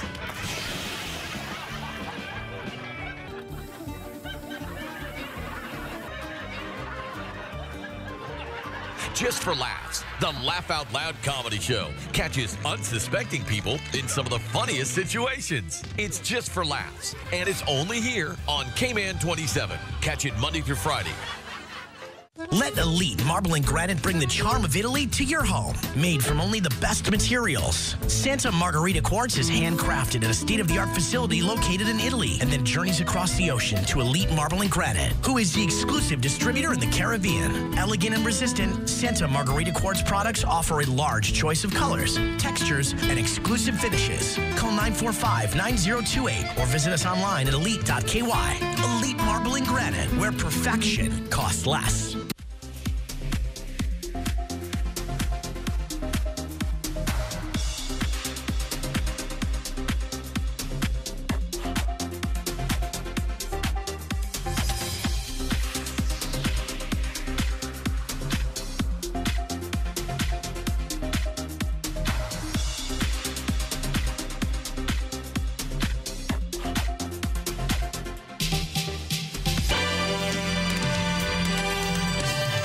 A major increase in gambling here in the Cayman Islands. What's up, everyone? I'm Doug Dodds. Here's today's top stories for the Cayman 27 newsroom. A 300% increase in illegal gambling to date for 2018. And the RCIPS says the problem is serious. Police are hoping, however, new legislative changes heading to the LA next week that include an increase in both fines and jail time will help deter the increased criminal activity. In other news today, police have launched an investigation into a 3-vehicle collision at a gas station on Wednesday evening around 7:30 on Crew Road near Agnes Way. A white Dodge Dakota and Honda Accord collided near the entrance of the Jose gas station. The Dakota then collided into a BMW that was getting gas at the time. And finally today, a second invasive lizard species has turned up here in Grand Cayman. The Department of Environment says the night anole was actually discovered last week in Lower Valley. The DOE says it looks a lot like the invasive green iguana, but isn't quite as big. The DOE took possession of the animal to be euthanized. The species have been seen on Grand Cayman previously, but is not to believe to be here in large numbers. For more news on these stories and others, click on Cayman27.ky or watch the news tonight at 6. For Hurley's Media, I'm Doug Dodds. Have a great day. Be a part of the conversation on Cayman Crosstalk by calling the Superior Auto Hotline, 233-1019. Or message us on the Cayman Crosstalk Facebook page. Now, back to Cayman Crosstalk on Rooster 101 and simulcast live on Cayman 27. All right, ladies and gentlemen, happy Friday to all of you. And if you're just joining me right now, I just want to sincerely thank you for tuning in. And for those that are tuned in as well, sincerely thank you for tuning in to Cayman Crosstalk. And if you're just joining me, I have the Chief Officer of the Ministry of Human Resources and Immigration of the Cayman Islands, and that's Mr. Wesley Howell. And he also brought the Collector of Customs and Designate Director of the Cayman Islands Border Control, Mr. Charles Clifford, with him this morning. We're talking about two bills in particular that is coming before the House in their next sitting, and that is the CBC bill, which is going to recognize the Cayman Islands Border Control, and that's an agglomeration of customs and immigration together, giving the Collector of Customs a new title and new authority on various different things that will include immigration procedures and so forth, as immigration knows it right now. And we touched on that. We talked about border control and so forth. Gentlemen, before we touch on the work detail, if you don't mind me asking, you know, Mr. Collector, you were talking about technologies and so forth, and Chief Officer, you were saying, you know, we're part of, you know, a joint task force.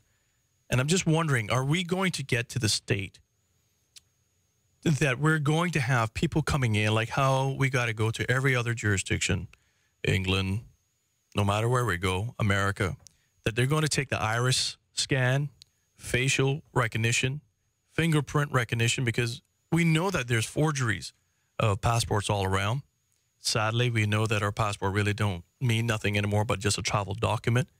And so we to distinguish people whom they are from going for aliases and running here and running away from the long arm of the law in other jurisdictions, are we going to get to the stage that we're going to have that type of technology that we can mitigate the use of fraudulent travel documents, i.e. passports? Absolutely, you spot on that one, Woody. We've actually delayed the implementation of the automated passport readers at the airport. So for those of you who are going through Miami and you go to the machine, that you take your fingerprints and your picture. We've only done that to give us an opportunity to explore the facial recognition aspect of that as our primary means of matching and identification. As you've said, we have what are fraudulently obtained passports that we pick up every so often here. And those persons are traveling under somebody else's name, but the picture on the passport is actually of that person. Those persons are known. They may be known because they've been deported from a country or otherwise. So that facial recognition is one of the key things that is coming from you know, things like, you know, Google and Apple now into border control and law enforcement. In Orlando, they've switched to your first bit of recognition being facial recognition for international arriving passengers. And within days of implementing that, they picked up a guy who was traveling on, again, a document that had his passport, but somebody else's name, and he got flagged for being known as someone else. And when he was interdicted, they searched him and found his ID and his proper ID in his shoe, and dealt with him on the spot. So that does help to improve our detection rates and to allow us to get around some of the mischief that individuals are using now to get past border control agents. Well, I'm glad that you said that because, you know, you all had to deal with something like that just most recently, probably in the last quarter. Gentleman was deported from, I understand, and correct me where I go wrong with my recollection of this, was deported from the United Kingdom. He came from another Caribbean jurisdiction, came here with a falsified document. And how he was found out was on social media by someone saying, that's not Wesley Howell, that's Joe Blow. Absolutely. And, you know, those are the things that, and it's not unreasonable to think, Chief Officer and Collector, that those things are not just isolated.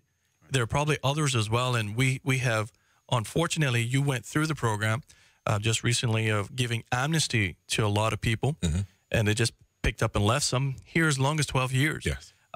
Those are the things that we have to deal with as a nation, and we got to make sure that, to the Collector's point, sadly, we're now part of it all, almost become desensitized, and this is a scary part about it, about terrorism. And I think the Collector is absolutely right that it happens so frequently, like when we were all younger, and I know, Chief Officer, when you were a young police officer as well, and Wes, when we were younger, if we ever heard of an incident in Cayman, for example, a murder, all of us, it was like a national tragedy. All of us were taken aback. We were shocked. For the longest period of time, we were talking about it. if any gun crime had transpired, we were talking about it and we were concerned. It was like, that can't be happening. Now it happens so frequently, it's no big deal. Yeah. And the concern that I have, and I'm glad that the collector is taking this on and saying, look, we can't sit back and think that we are a jurisdiction that may be low risk, but it just takes one. Absolutely. Absolutely. And I can share really quickly as well, another change initiative that's going on is the initiation of the Cayman Islands Coast Guard. So just last week, Commander Scotland and I and his lieutenant were up in the U.S., spending some time with the U.S. Coast Guard, learning about their laws and procedures, their training, and then their operational bits. And counterterrorism is one of the things that they drill into their officers as well. So we want to be able to have our layers of security starting, folks out at sea, the air assets, the officers on the border, and, individuals that are well trained and are equipped can use, those skills to detect individuals just through conversation and observation.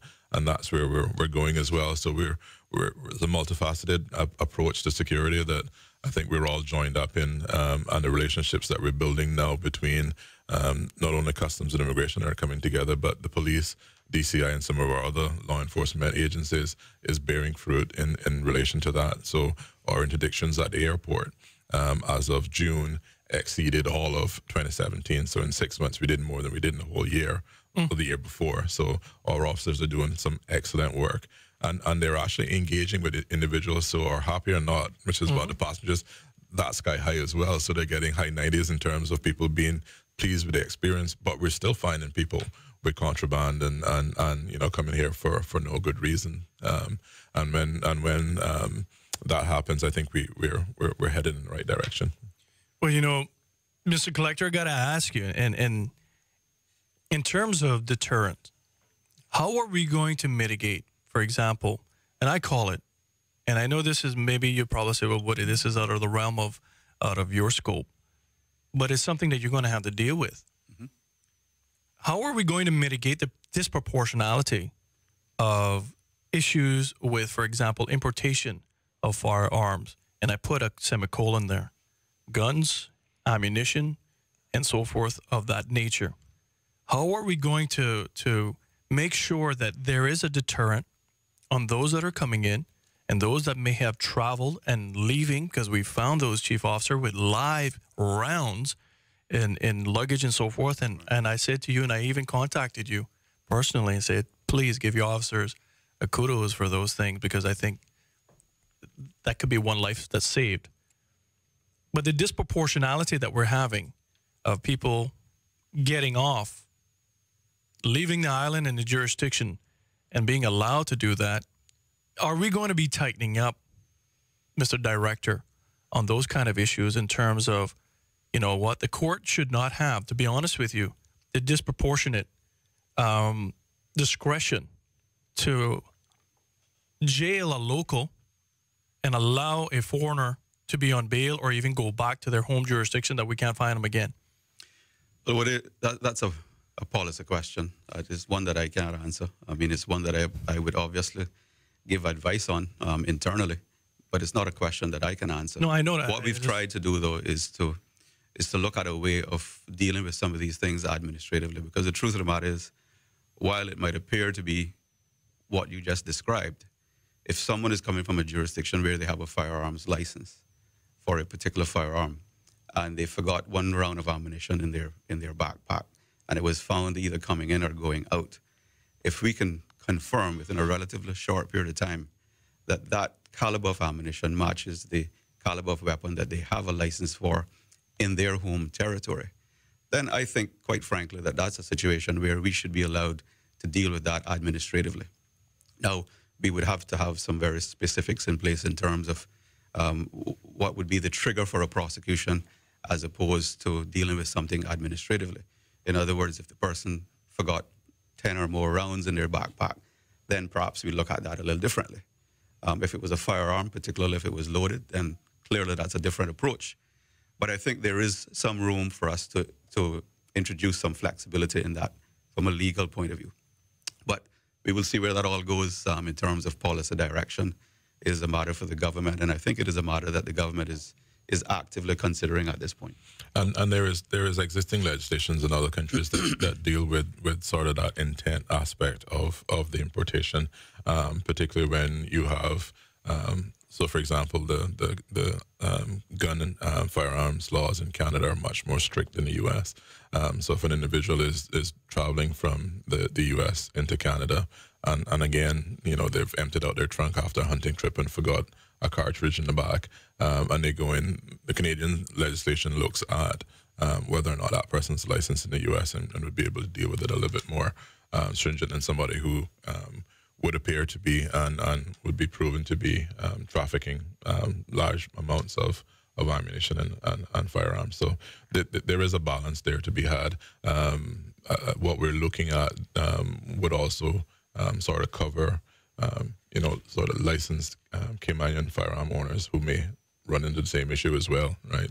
And if your knapsack that you take to the gun club happens to have one leftover round in there and you're going through the controls, we wouldn't lock you up.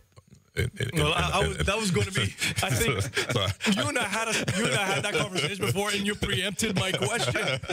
So I'm glad that you remembered, because that is a concern that I have, because, people, for example, like me, my wife, and others that I know, one of the first things that we do when we go out, we look for a gun range, and we go and we fire, off anything that I would like to squeeze the trigger on. And if an ammunition, if one cartridge is found in my luggage as a Caymanian, I'm treated differently than that American citizen, or primarily American citizen, because that's home really is found more with these things than that. And I think that's a disproportionate. And I'm glad that you said that. I'm glad that you said that. But I hasten to say at this point, we're in the research stage, so we haven't even gotten to the point where we finalized the policy recommendations. So more to come on that. And I think, too, from a legislative framework, where we couldn't deal with this thing on the basis of nationalities. So whatever the legislative framework ultimately ends up being for this, it has to apply across the board. Well, you can't. Well, you see, the thing with it is we have to have proportionality in the law. Administrative law under Section 19 says that, right? And I say that to say this: when we transfer licenses, for example, not just ammunition license or gun licenses and so forth of that nature, but let's look at car licenses to ride a motorcycle in the Cayman Islands. Here is the asinine approach that the Cayman Islands have. A foreigner can come here if they're part of the treaty and transfer their license and never ridden a motorcycle a day in their life, but their jurisdiction allowed them to have it endorsed on their license. Now, a Caymanian, if we went up to Florida, went to the Motorcycle Safety Foundation School, got certified, and got our driving certification, went through the 3-day course and so forth of that nature, we still need to go through 2 years locally to ride a 125 or less cc. That's disproportionate. Those are the things that I'm saying. If you're going to have one thing for one, have it for all. But we got to go and take a break right now. And when we come back, Chief Officer, now that we kind of touched on some of those things, Director, I like having these kind of conversations. And thank you very much for those things. I got to go and take a little break right now. But when we come back, we're going to continue this conversation. We're going to talk a little bit about the work aspect of it, because that actually follows through and bleeds through from what the collector is going to be overseeing as well, right after this short little break. More of Cayman Crosstalk on Rooster 101 and live on Cayman 27 is next. Burger King's epic 2 for $6 deal just got hotter. Champion House Restaurant, serving Cayman for over 30 years. Start your day off right with our breakfast, fruits, pastries, hot cereals, entree, and so much more. Stop by for lunch. Our buffet offers salads, soup, entrees, and desserts. Check out our website for details on our new dinner menu. And don't forget about catering. We can customize any menu to suit your needs. Champion House Restaurant, where the islanders dine. Some say the time of miracles is past, but we see miracles all around us, every day. Some could not walk. Some could not breathe. Some had lost all hope. But something amazing happened. Something that can't be analyzed or quantified. Something that is more than good medicine. Holy Cross. Caymanian owned and operated since 1967, Paramount Carpets is a full-service operation beginning with material selection to the installation of finished products, as well as providing maintenance, service, and takes great pride in the quality of their work, making every effort to exceed customer expectations. Contact us today at 345-949-5000 or visit us at 317 Industrial Park, North Sound Road. Paramount Carpets. We do a whole lot more than just cover your floor. I'm John Barry, and this is Songs and Stories. I believe in every song there's a story waiting to be told, and in every story there's a song waiting to be sung.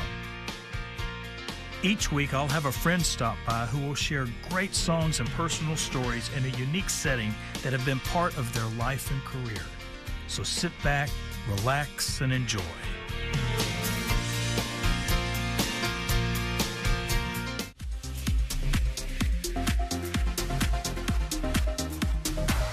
For the whole entire weekend, we got the collector getting ready to party. You know that he likes to dance in his soca.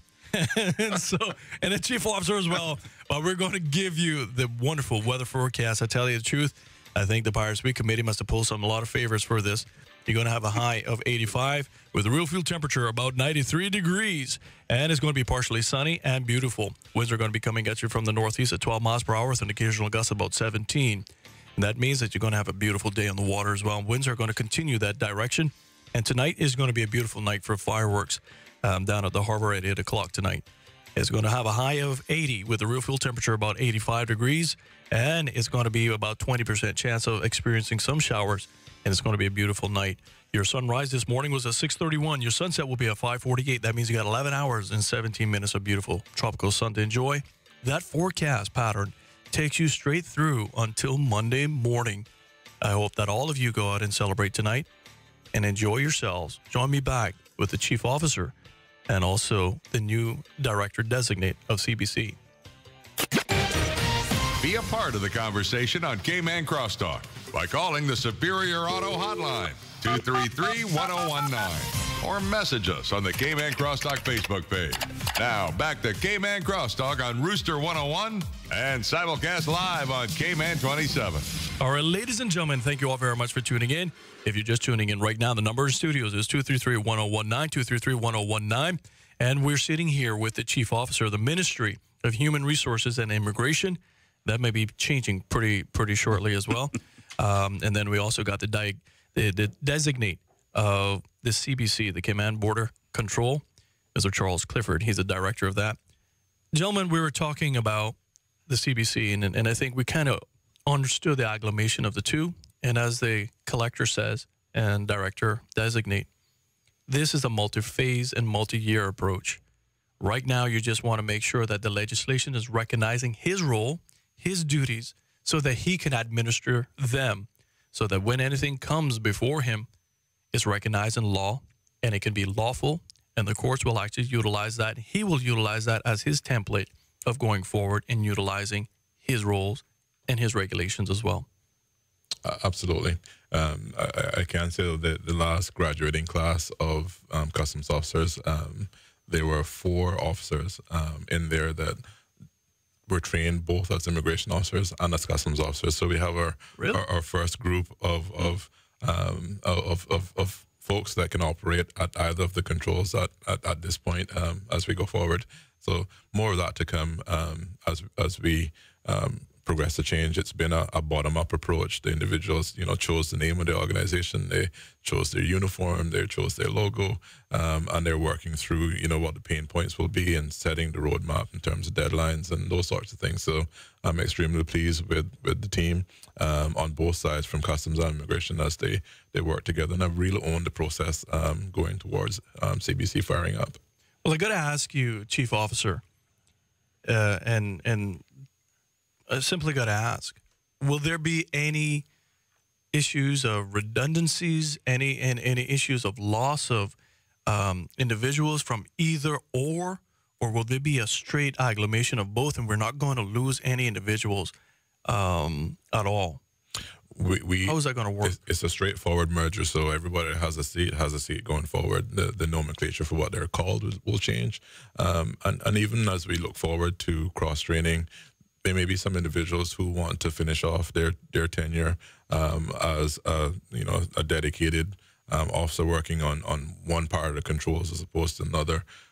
One of the lessons learned that we've had from speaking to our colleagues in CBP in the US and UK Border Force in the UK is that as part of that change process, if you force individuals down a road that they are actively resisting on, they won't be effective officers when they get there. So to recognize those that are bought in and are willing to jump at the bits to get the training, those will be the first folks out of the gate going across, getting that upskilling, but also recognizing that each person is an individual and we have to work with each one to ensure that we find the right fit for them. So, but that being said, the feedback that I've gotten directly from the officers and anecdotally from individuals around is that overall, overwhelmingly positive and supportive of the way forward.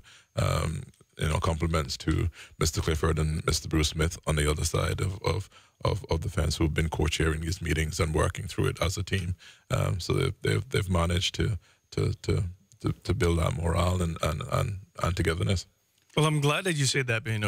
Collector, it's stakeholder buy-in is key, not just only from the larger stakeholder group, which is the Cayman Islands, but your staff, because now you're probably going to have, you had at one particular point, one of the largest contingents of individuals as well under your remit as Collector of Customs. Now you're pulling those many members of the Immigration Department under that as well, which I guess with immigration would probably split into two categories. One will go over to border control, and some will go over to the work aspect of it, wherever they are right now in terms of administrative and so forth. And so I'm glad to hear that no one will be losing a job. Maybe title's been changed, but functionality more than likely will probably remain the same. Titles may change, like Dragnet. You remember the show Dragnet? But names have been changed to protect the innocent. Yeah. If I could just add from the very beginning in terms of staff engagement on this merger, we made it very clear to staff and gave them the assurances that this was not a headcount reduction exercise, so no one would be losing their jobs. Neither was it a budget reduction exercise. This was about being more strategic in terms of border control and taking border control in Cayman to a new level. That's what this exercise is about. Mm-hmm. So this never was about staff reduction or budget reductions, but being more efficient and ensuring that we can ensure that the national security interest of this country is properly addressed, and also at the same time address the issue of increasing revenue. So those were kind of the two primary objectives. And in all that mix, we have the opportunity, as I mentioned earlier, to truly embrace technology and to use technology to transition what we currently do, which is termed the gatekeeper's approach, to an intelligence-led risk management approach. Excellent. I got to go and take a break right now, but we only got a half an hour segment left. So with these two fine gentlemen in the studio before we move on to the Veterans and Remembrance Day. And Chief Officer, when we come back, I wouldn't mind then delving into work. Obviously, we'll get to know what that, I read that one thoroughly. I'm not going to lie to you. I read that bill thoroughly, which I understand, and I'm taking it as phase one, obviously. But I want us to discuss that for the average person out there, what this means to them, what it's going forward, what it will look like as well. Absolutely. The opinions expressed by Cayman Crosstalk, its hosts, callers, or guests are not those of Hurley's Media or its sponsors. Here are your latest news headlines from the Cayman 27 News Team on Rooster 101's Cayman Crosstalk. Now, here's the news.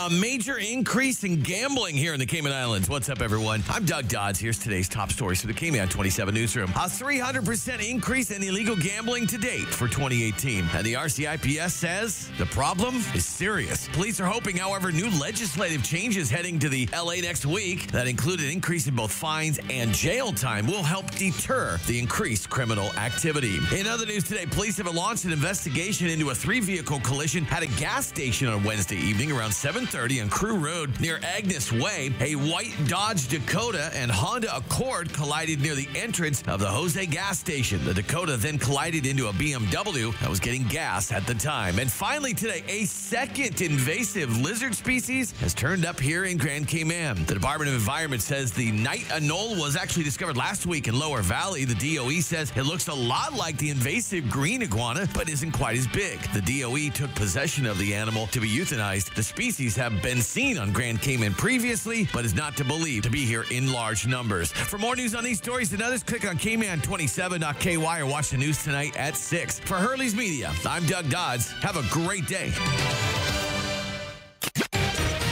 Be a part of the conversation on Cayman Crosstalk by calling the Superior Auto Hotline, 233-1019, or message us on the Cayman Crosstalk Facebook page.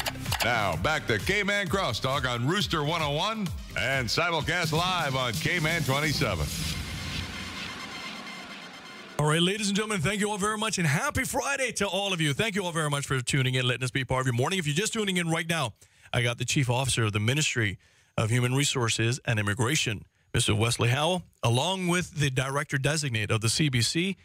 January 1, he's not only going to be celebrating the new year, but celebrating a new position and a new job, Mr. Charles Clifford as well. And gentlemen, I just want to sincerely thank you all for coming in and talking about these details. We talked about the CBC and how it's going to be manned and organized. Now, let's talk about work. And I want you to give everybody out there what work is an acronym for. But before you do that, I got to ask you, or is the ministry going to change from Human Resources and Immigration to Human Resources and CBC? So thank you for that. At the time of the ministry's reshuffling after the election, what is now work was initially slated as the Human Resources Agency, authority actually. So after some time of working through that, we ended up with an acronym of Workforce, Opportunities, and Residency Cayman. So representing the fact that as an ethos going forward, the new work agency, which is taking on the functions of the NWDA now, Work Permit Administration, Permanent Residency, and Right to be Caymanian.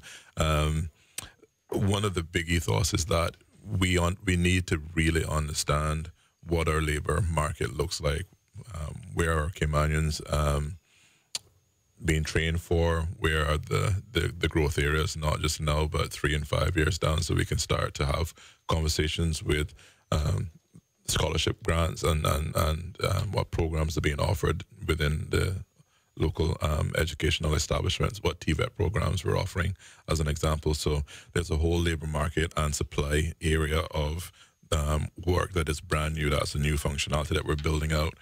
So we're taking, the work that ESO does to on almost a real-time level. That will allow us to better deal with things like your favorite topic of Reg 6s. So if we understand clearly what an employer has in terms of resources within the agency, then a Reg 6 can be much more meaningful because we can identify individuals that would be in line for that sort of succession planning and training up. So that's one brand new aspect of it. So we're excited about that. So we changed the word yet? Chief Officer, we changed it yet? Did we change shall? Did we change it to shall instead of may? We also then have... See, a real politician now asked for you. I can't remember if we did that once. I won't go on the spot on that one. I didn't bring the bill with me. Well, that's a regulation. You don't need to change the bill is a law. The regulations right. could be changed on a Tuesday. There you go. We then also have some streamlining around the data that we collect to make decisions. So anybody that's gone through a process with the Immigration Department lately would see that we're collecting massive amounts of information from individuals.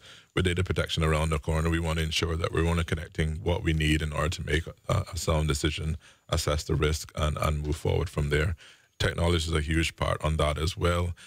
So the knowing that technology won't come in until sort of first, second quarter of next year.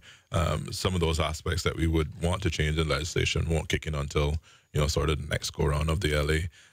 So the bill is really a transitional bill to take us from the winding up of the Immigration Department as we know it and splitting off into work, and all encompassing within there. The revenue from that agency is fairly high as well, 90 million or somewhere about there. And we then have the outcome that the government has tasked us with isn't just to effect the establishment of a new agency, but to work towards zero unemployment for Caymanians. And the economists will argue about what zero actually means, but for me that is every willing and able Cayman who's looking for work will find work, and some of that would mean we have to help some people get trained, and others we have to get some assistance in just placing them. And then the other aspect is to ensure that businesses that really need labor to be competitive locally and internationally have access to that in an efficient manner as well. So that sort of double prong outcome that everything that we do and all the work that we're doing now framed around that is to keep our eye on the target that our processes and systems need to ensure that Caymanians get that first option and that they are effectively in the organization and able to move up.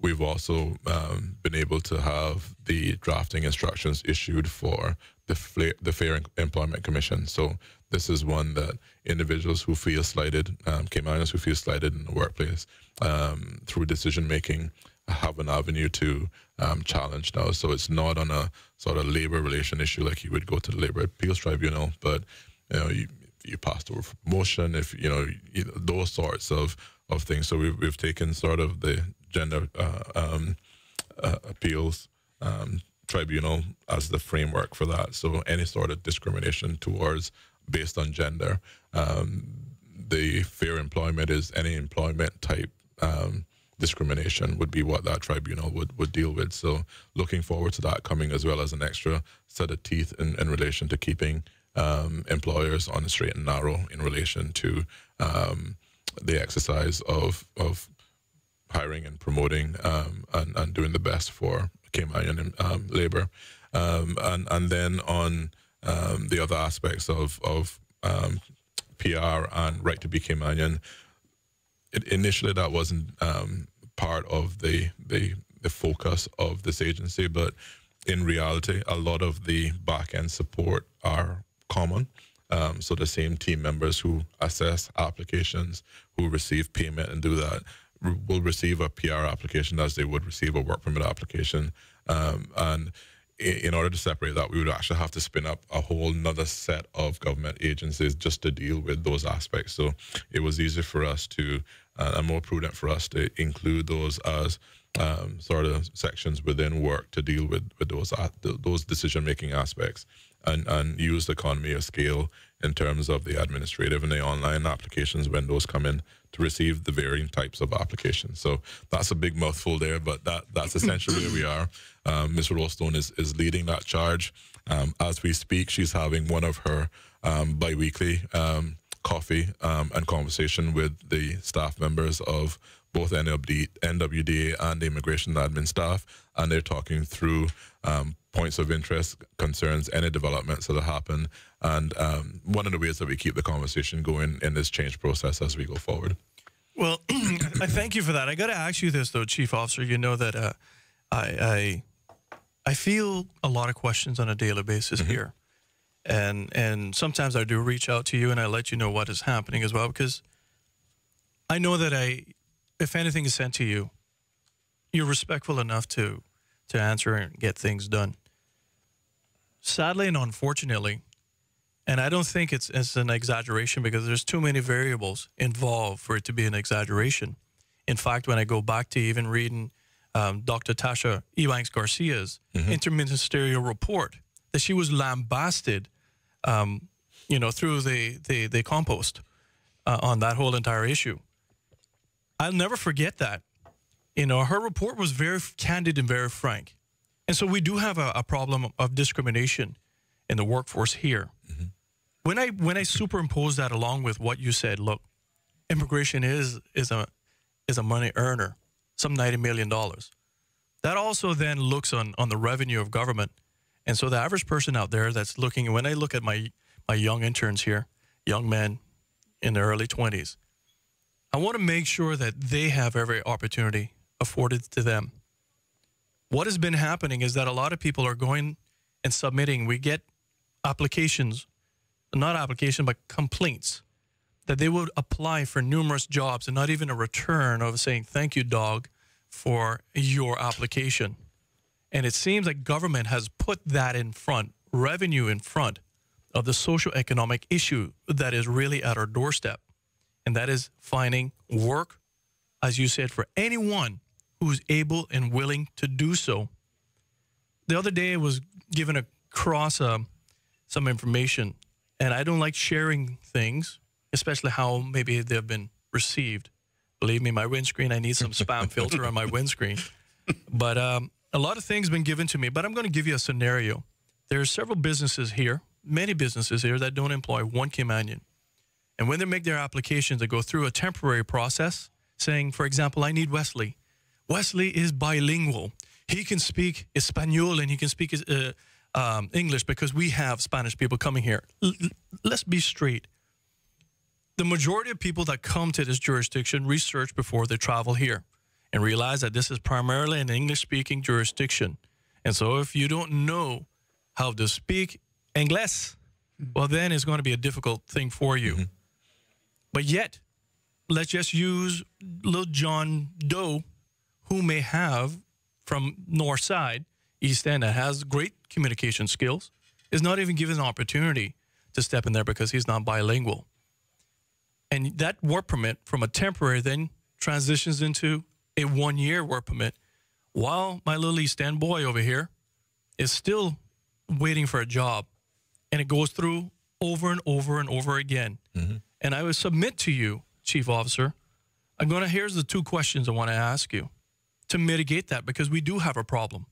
And I think you recognize that. Dr. Ebanks Garcia recognized that as well in her interministerial report. That's about 2.5 years old now? Yeah.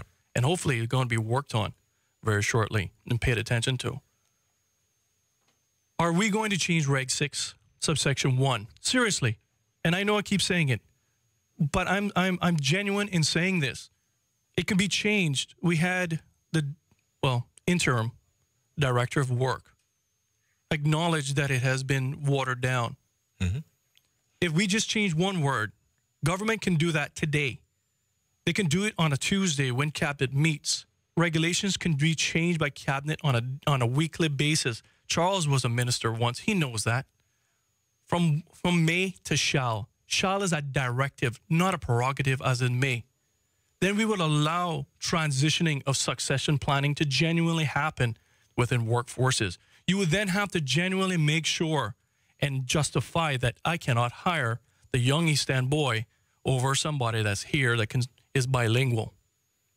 And for the mere fact of those things, and it doesn't really bode any difference if you put them side by side, except one speaks 2 languages. And then that's the first question. When will that be done? And if that will ever be done, because if that is not done, sir, all of what you're telling me now is not going to change the rules that we currently have underfoot and the regulations that we have underfoot. All you're doing, you know me, is putting lipstick on a pig. I knew you were going to say that. But no, I can assure you that we are literally ripping apart the processes that go through business staffing plan, even the types of work permits that can be granted in relation to temporaries. So the proposals that we have that are coming forward as part of the next round of change initiatives are proposing something along the lines of your temporaries are only good for like 14 days. You may be able to extend them for another 14 days, but anything other than that, you have to go through, everybody has to go through the central clearinghouse.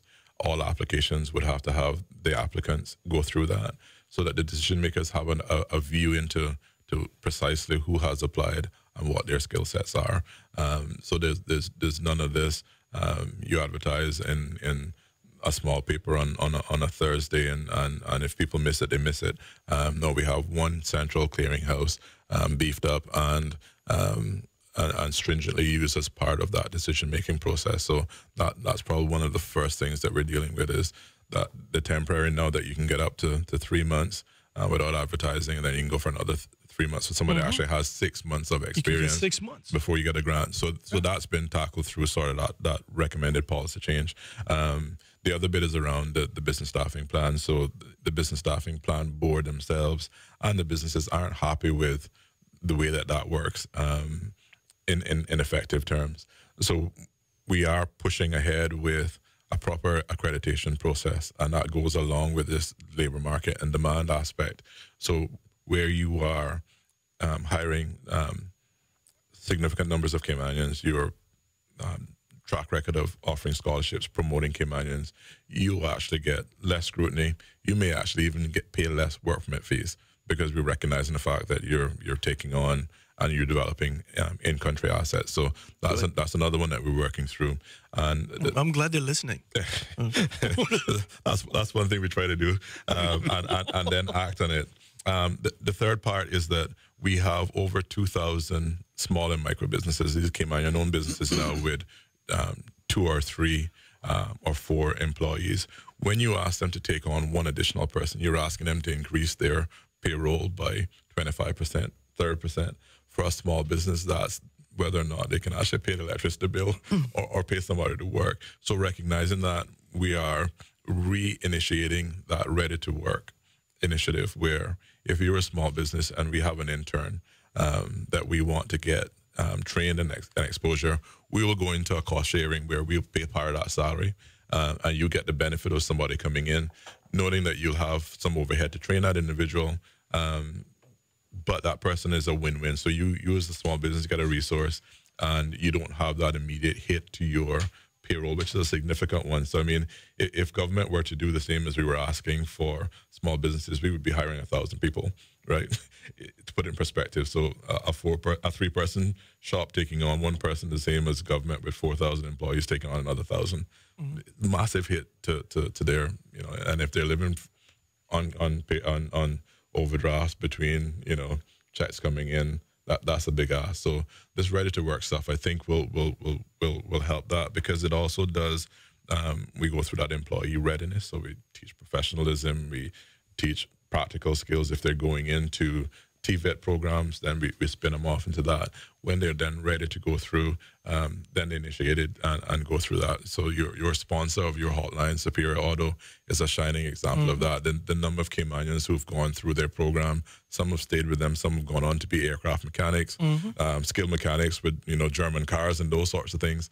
That's exactly the program that we're looking for to help tackle this. So this is a multi issue, a multi-phase problem, and we have several different things that we're tackling those particular ones on. Will we get them all? I don't think so. Are we going to make a really good try at fixing and putting in controls? Absolutely. Are the staff excited? You bet they are, because at this point now, our officers and decision makers are getting beat up from both ends. They're getting beat up from the businesses because they're turning down work permits or they're taking too long, and then they're getting beat up from the Cayman public saying too many foreigners are coming in. So there's a balancing act there. I can say that the folks that are making the decisions don't read the revenue reports, so they're not driven by you have to meet a quota to approve a certain amount. That's not part of their decision-making criteria. The number of decisions that are being challenged now, whether to the Immigration Appeals Tribunal or as you can see, challenged to courts, mean that we're actually applying the laws as prescribed to make decisions that are defendable. We just want to give those folks some more tools, sort of proactively to do things, and then some more teeth to deal with issues that need to be dealt with. All right. Well, I'm glad you say that, Chief Officer. I got to go and take a break right now, but I want to ask you, are we going to start tackling, I know what you were saying in terms of asking a small business to take it on, take another individual on. Well, I say this, I'm a small business owner. I've been one for a long period of time as well, and I understand that fully, what that means. But until and when we're going to tackle the issue, are we going to look on making sure that we look at the cost of these work permits? Because I tell you the truth, we have gotten to a stage that entry-level positions, food deliverer or whatever it may be, a counter person. Those things in the U.S. are usually manned by high school students as their entry-level jobs right before they go on to something else. In fact, McDonald's, the largest burger franchise in the world, touts itself as being the first employer of many executives. Those young people today are not getting those jobs because what we have is an easy issue of work permits and cheapness. Now, I haven't looked at it, but I'm using an aggregate of just an ordinary work permit cost. If it costs $400 a year, I'm dividing that by 365.25, 365 and a quarter. And if I divide that down, Chief Officer, that is $1.10 a day. Is that truly worth what you all got to pay in terms of $8 million to NAU, $8 million that you just had to go back to supplemental income, people that have increased on the social services end of it, which is under your remit as well, because they're all tangentially connected. Absolutely. So I can talk to two sides of that, and hopefully you won't call me a politician again, but we had a passport to success program, and I tend to go in on the first week and speak to the individuals, and then I'll visit them throughout, and then I go to the graduation at the end. There was this young man, he was 16, so he graduated early from high school. He was doing internships around, so he did some internships at a fast food restaurant, and he did an internship at a hotel doing the same thing. Now, when he was at the fast food restaurant, he had the apron on and the hairnet to protect it. His friends came in, and this is him relating this at graduation now because he was one of the speakers. He said when his friends came in to order their food, he ran and hid in the cooler until I left because he didn't want to see him working in a fast food restaurant image. When he was at the hotel, he was so outgoing and bubbly that they actually hired him, post the program. And for me, it's the same work. And for me, work is work. I started as an intern in the mailroom sorting mail, right? So for free. I've got 2 interns back here. So I understand that. I'm not saying they're getting for free, but that the potential is there. They're not going to go on a European trip. but we also need, and we will do some marketing around that, but we also need to turn our Caymanians to the mindset that work is work. And if it means that you're working in a fast food restaurant, that is solid work, that is honest work, and you should be proud that you're actually working. So this young man playing it back, and he was very innocently talking about it, but it was real for him. So understanding that we have to change our minds and cultures to say some of these jobs are not actually below our Caymanians. They can go out and do it as well. Everybody plays a role in life. Absolutely. So the other part of that is that the work permit fees are a means that the government can use to drive behavior. Exactly. So that's why I asked. Absolutely. Because I say that to say this before we got to take this break, right? We talked about cancers today, hence the reason my stash, right, is Movember, and I want to make sure that all our fellow males, we don't lose anybody to prostate cancer. But I say this, gentlemen, and I liken it very similar to the initiative of, and I will always praise them for this, the Lions Club of Tropical Gardens. Their initiative some 20 years ago that started talking about breast cancer. Gentlemen, we grew up in a time, and you all correct me, tell me if I am abstract in what I'm saying. We grew up in a time that if anything happened to a woman in particular, we didn't talk about it. If she had issues with her breast or anything of that nature, even family members wouldn't even talk about it.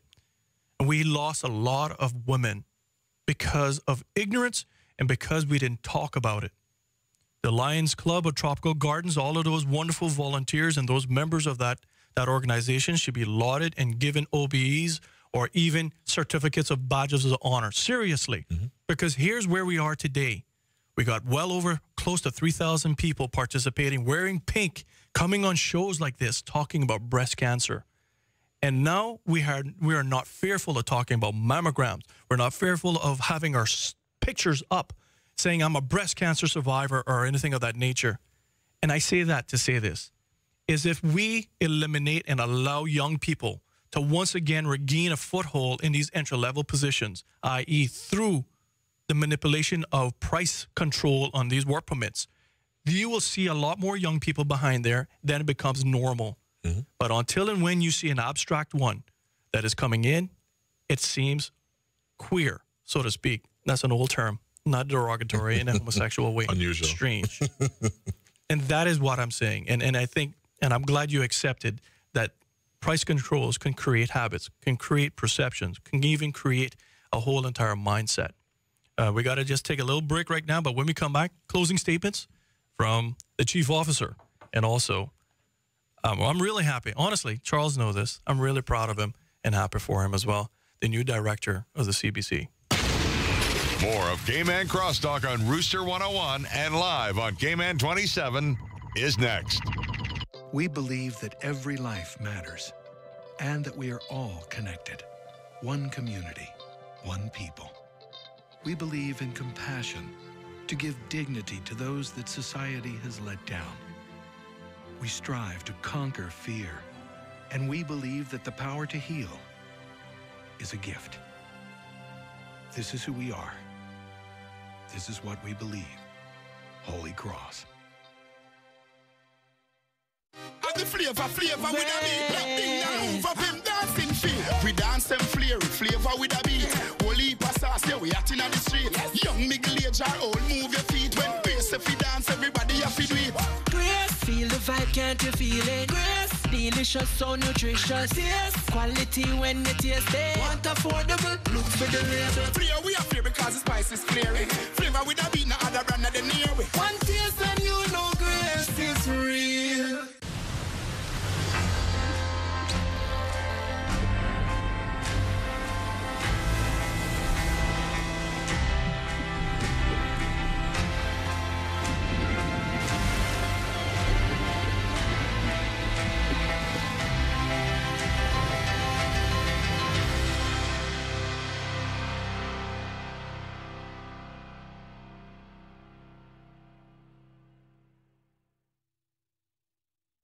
Bogle Insurance Brokers Limited are professional, independent insurance brokers established in 1988. We are a wholly Caymanian-owned insurance broker with a wealth of knowledge in the local and international insurance market. Our professional team service clients with a range of insurance products, including motor, home, health, contractors, marine, and business insurance, among others. Contact us at 949-0579 or email us at service@bogleins.com.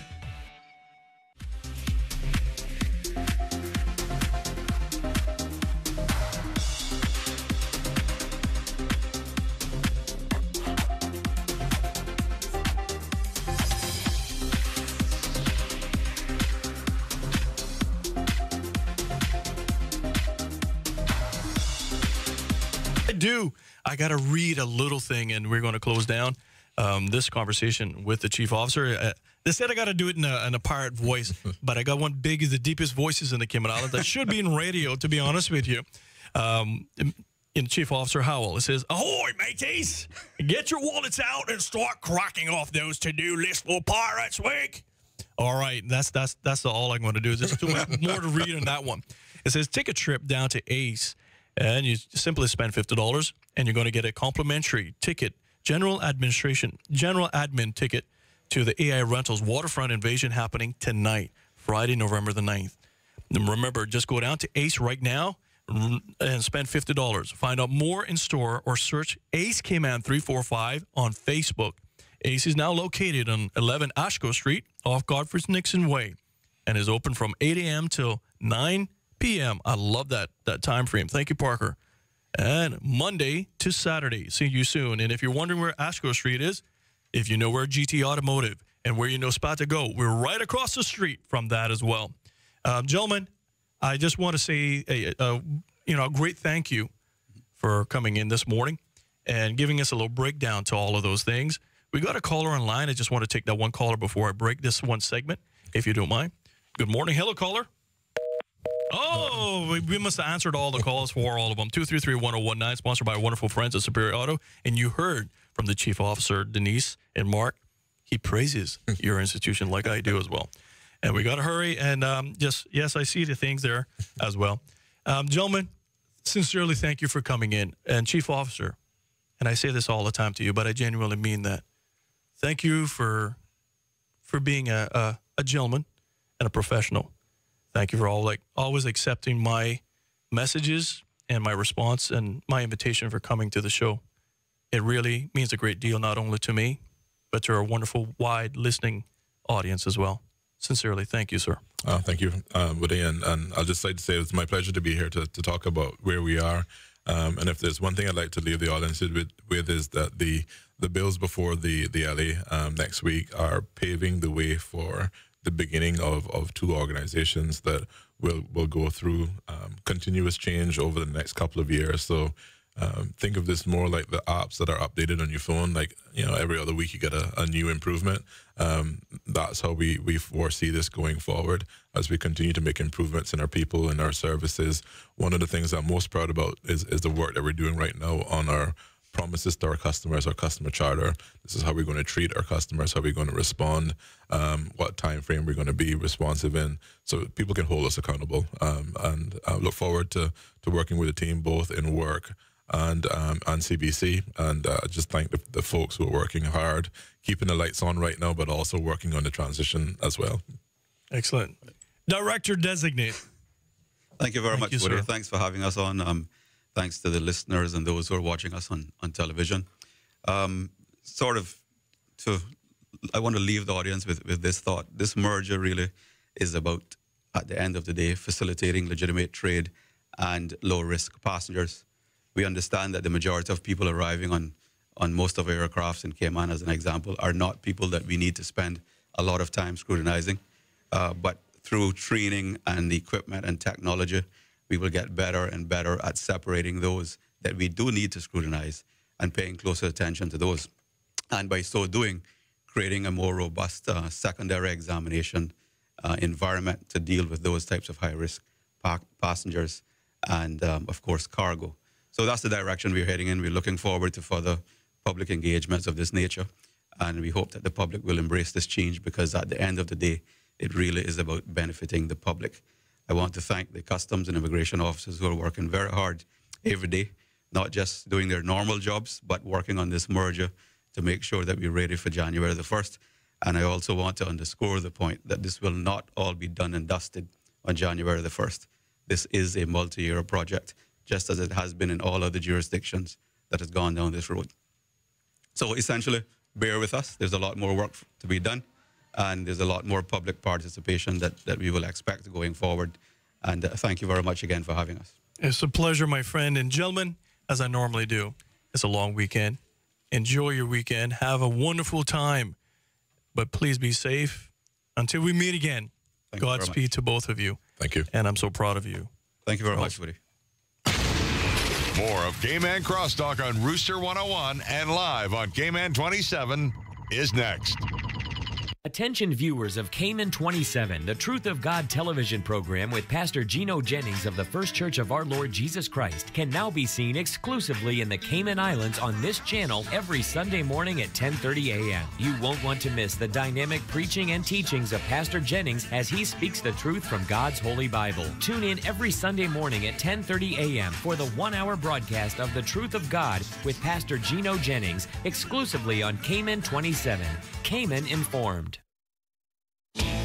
This week on Nashville Insider, find out which of your favorite artists are nominated for the 52nd Annual CMA Awards.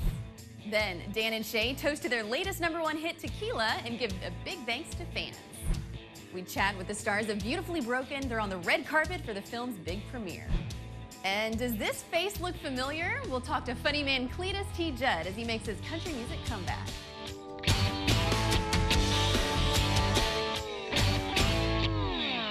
Have you had your Tortuga moment today? Come by Tortuga Fine Wine and Spirits for all your liquor needs. And taste the world-famous Tortuga rum and rum cake. Always delicious and baked fresh daily in the captivating Cayman Islands.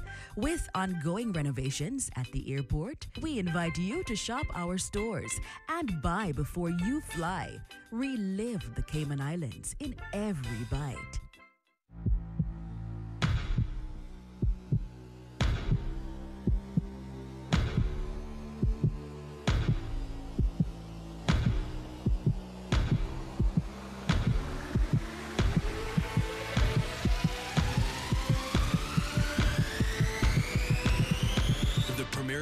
is back. Sign up for the Sports Pack today and fuel your passion for football. Sports is life, only on Flow.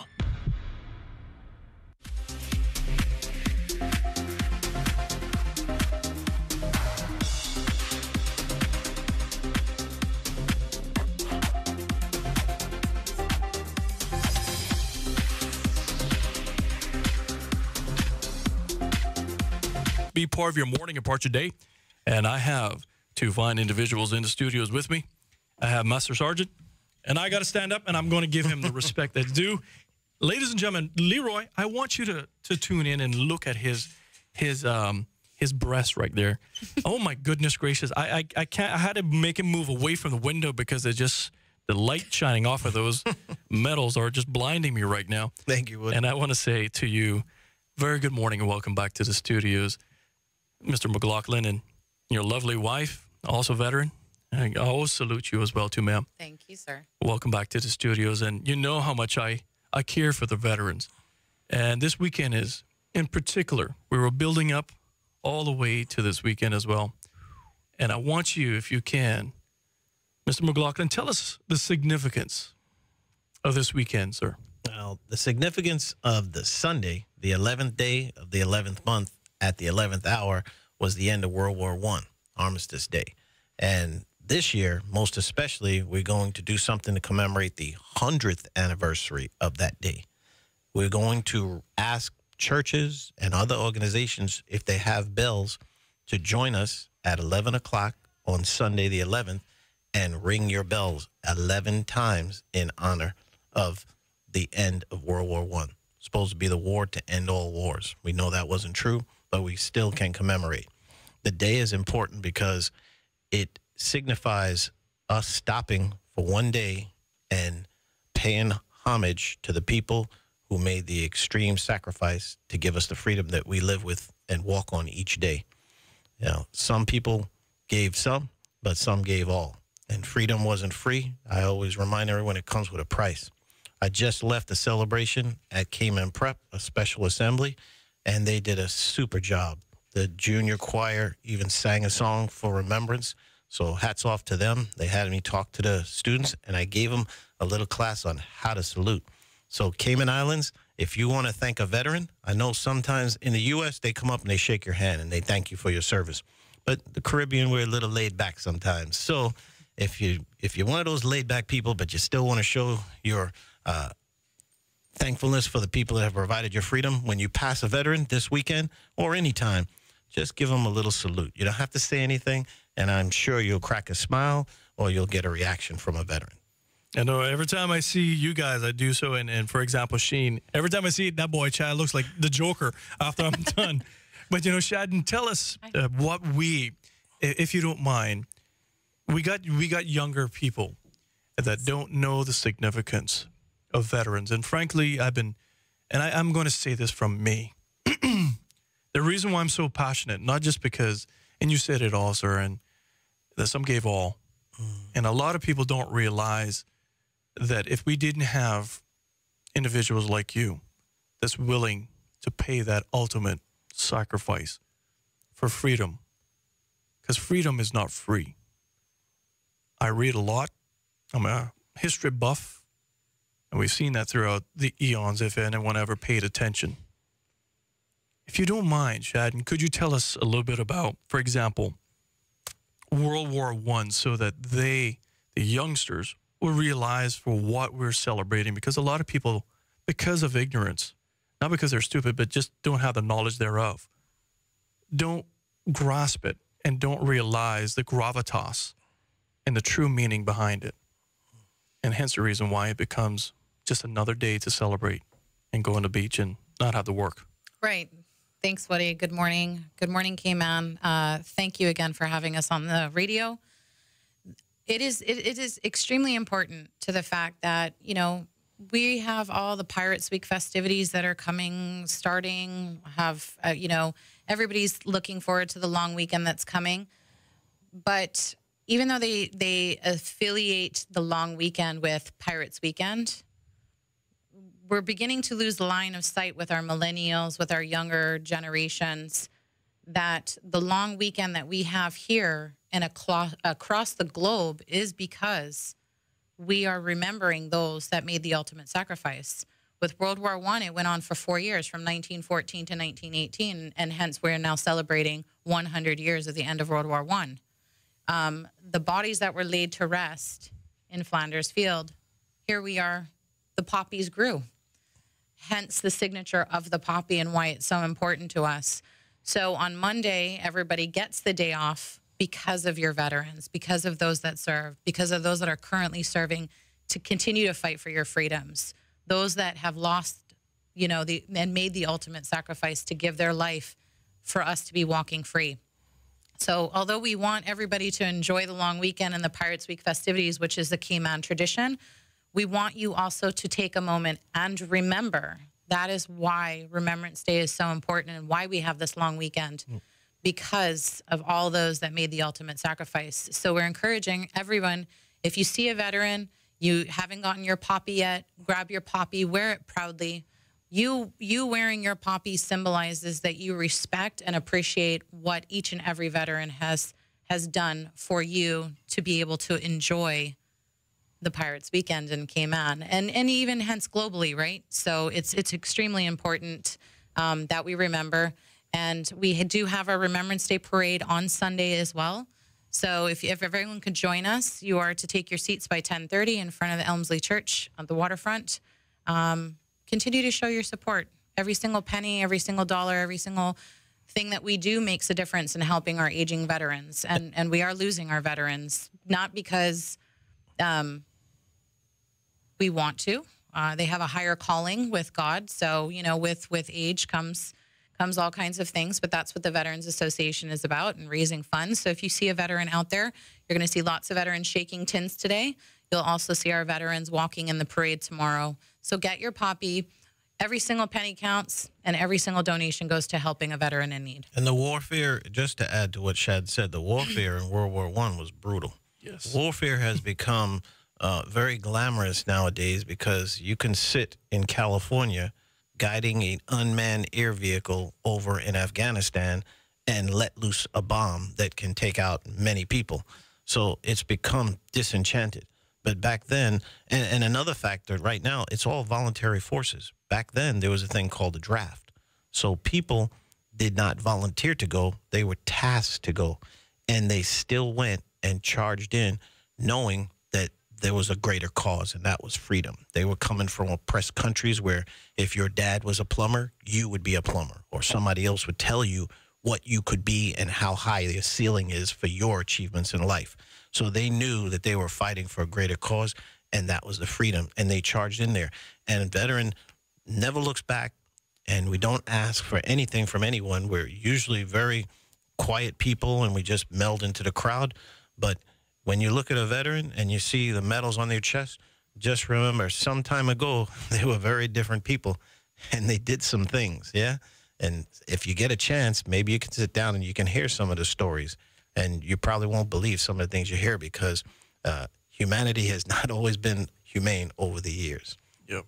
The Bosnia conflict, I remember they fought for over 200 years, 3 different factors on religion. And 37 well-aimed, laser-guided bombs later, we put an end to 200 years of fighting. They all put down their weapons and finally went home. There was peace in that region after 200-plus years. It takes a lot of commitment to do that. And like I said, the veterans run into danger knowing that we may never see our loved ones again. But the bigger cause, that freedom, is what drives a veteran on. And believe me, there's men out there in the world, dictators, that would love to take that freedom away. So even today, our forces stand ready to defend that cause for freedom. Hoorah!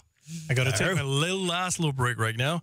And when we come back, I want you to show that how the little paper poppy is temporarily, but you can actually have a wonderful poppy that can be annual for you as well. Be right back after this short message, and I got something for you too as well. More of Cayman Crosstalk on Rooster 101 and live on Cayman 27 is next.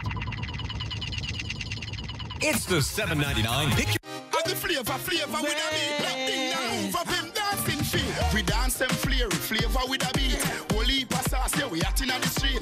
Young middle age or old, move your feet. When bass if we dance, everybody have to do it. Grace, feel the vibe, can't you feel it? Grace, delicious, so nutritious. Yes, quality when you taste it. Want affordable? Look for the label. Flavor we are flavor because the spice is flaring. Flavor with a beat, no other brand of the near way. One taste and you know Grace is real.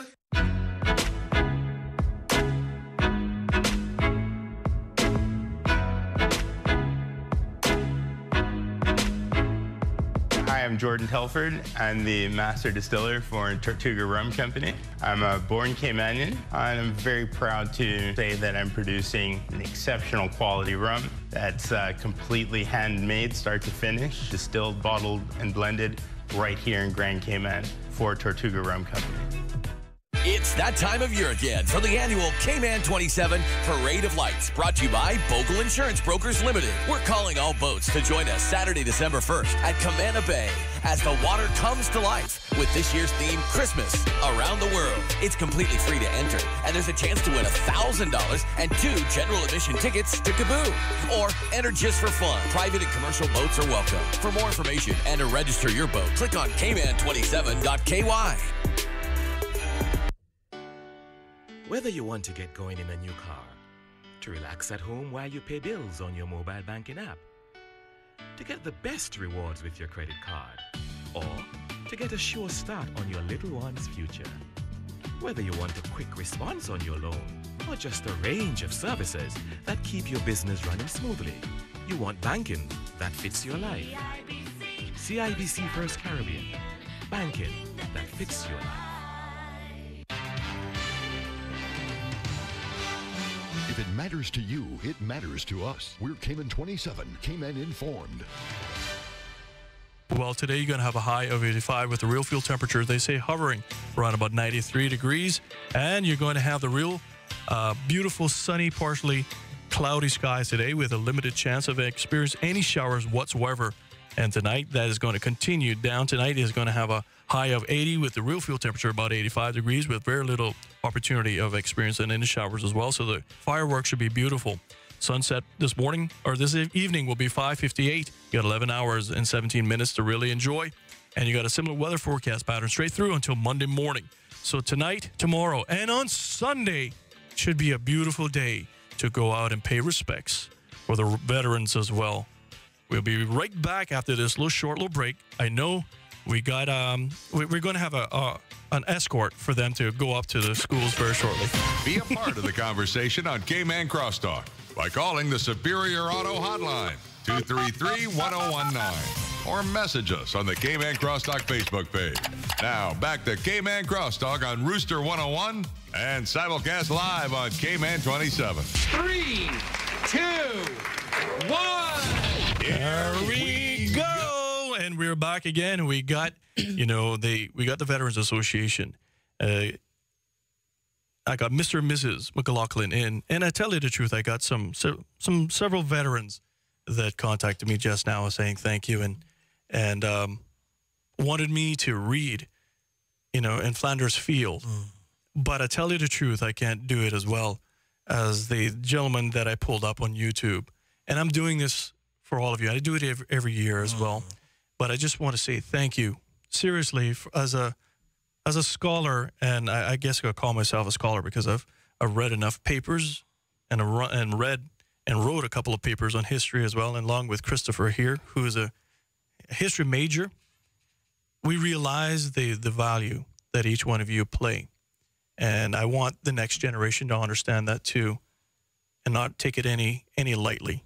In fact, one of the first songs I'm going to come out of the show with is Some Gave All by Bill Ray Cyrus as well.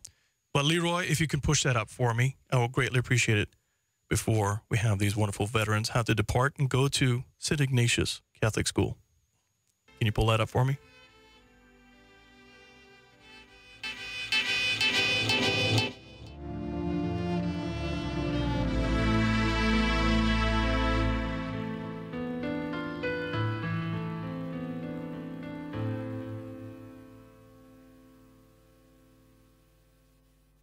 In Flanders fields the poppies blow between the crosses, row on row. that mark our place, and in the sky the larks still bravely singing fly, scarce heard amid the guns below. We are the dead. Short days ago we lived, felt dawn, saw sunset glow, loved and were loved. And now we lie in Flanders fields. Take up our quarrel with the foe. To you from failing hands we throw the torch. Be yours to hold it high. If ye break faith with us who die, we shall not sleep, though poppies grow in Flanders fields.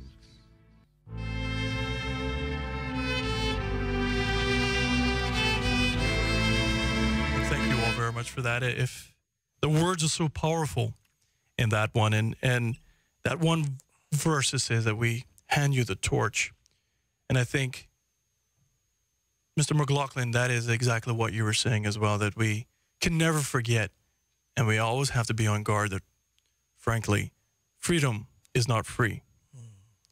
So I want to say to you and to all of the association, from the bottom of my heart, sincerely thank you for the sacrifices, the service, and the ongoing efforts to make sure that democracy reign supreme in this Cayman Islands and the Western Hemisphere as well. Thanks, Woody. For everyone in the Cayman Islands Veterans Association, Woody, I would like to thank you and your staff and everyone at Hurley's Media for everything you do for us every year to help continue to make sure that that torch gets passed and it stays lit, and that the young generation understand what it's all about. And then that day, Remembrance Day, is paying honor to those people who made the extreme sacrifice. It should not be a sad day. We should revel in what they've done and what they've given us, and make sure that we understand that freedom wasn't free. And they, I won't say happily, but they charged in there and made the supreme sacrifice because they knew what the consequence was if they didn't. So thank you all for everything that you do and helping us get that message out each year. And I got a request, a text. Master Sergeant, teach us how to do a proper salute. I've been teaching the children in all the schools. All right, Leroy, you need to lift that camera up. Okay, this is a Marine Corps salute now. Hands down at your side, and you bring your arm straight up and place your pointer finger right on the tip of your eyebrow. And don't bend your wrist. Correct. And your arm needs to be out straight at a 45-degree angle or 90-degree angle from your shoulder to your armpit. So your elbow should be sticking out straight, and your hand should be just like this, if you can see that with the camera. Yeah, and when you're finished now, people like to go like that. Nope. When you're finished, you bring it straight down and put your arm back at your side. So it comes with two commands. The first one is a preparatory command, says hand, salute. You don't move until you hear the second command, which is the command of execution. And there's a whole lot of young children that learn that. So I want to see a whole bunch of salutes this Sunday. I told them the way that you can thank a veteran in the Cayman Islands, you have my permission, Master Sergeant Andrew McLaughlin, United States Marine Corps, retired 22+ years. You have my permission to salute any veteran you see. And I guarantee you they'll recognize your salute and maybe give it back, or they'll at least crack a smile for you. Thank you, Woody. And I want you to do your Marine chant and, you know, do that for me. I know Shadden likes to do it as well, too. Oh, right, low, right, low, right, left. Lefty, right, left. When I say left, your left foot strikes the deck. Some of the Marine chants I can't repeat over the radio. There'd be a lot of bleeping. Off-reg, we love you. We're off-reg today. But I just want to sincerely thank you all for coming in, and Godspeed to all of you as well. And we got a caller online, but I know you all have to go as well. But I'm going to try to grab that caller right at the very last minute. We got 2 minutes left. Certainly. But, you know, remember, ladies and gentlemen, the 100th anniversary of the end of World War I is on Sunday, the 11th of the 11th, and at 11 a.m., Hurley's Media is going to do everything they can that through all of our entire cluster, all 4 radio stations and our television station at that time, we may interrupt your service, and we will ring a bell 11 times on the 11th at 11 o'clock. Outstanding. That's amazing. So God bless and Godspeed to all of you, and to my dear friends that are veterans as well. I sincerely thank you. And I do that, sir. All the best. Cheers. All right, ladies and gentlemen, thank you all very much. Have a wonderful weekend, and join me back on Tuesday morning, bright and early, for another fantastic show. It will be remiss of me not to do my normal closing. Please, I beg you, if you have a pet, please consider spaying or neutering that pet today to keep the unwanted pet population low in the Cayman Islands. In addition, life is short, beautiful, and sweet. Your true value is your friends, like I have around me. If you're going out celebrating, do so. But I beg you, do so responsibly by not drinking and driving, and certainly not boating and drinking. Until Tuesday morning, I say to all of you, have a wonderful, safe weekend, and Godspeed, Cayman. I'm your host, Woody DaCosta.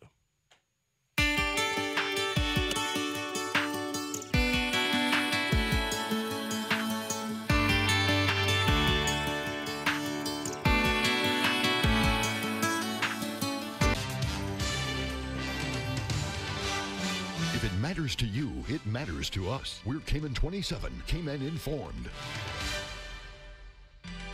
Coming up next, illegal gambling arrests increased 300% over last year. A three-vehicle collision at a gas station sparks a police probe. And the Department of Environment eyes a new invasive lizard species in Cayman.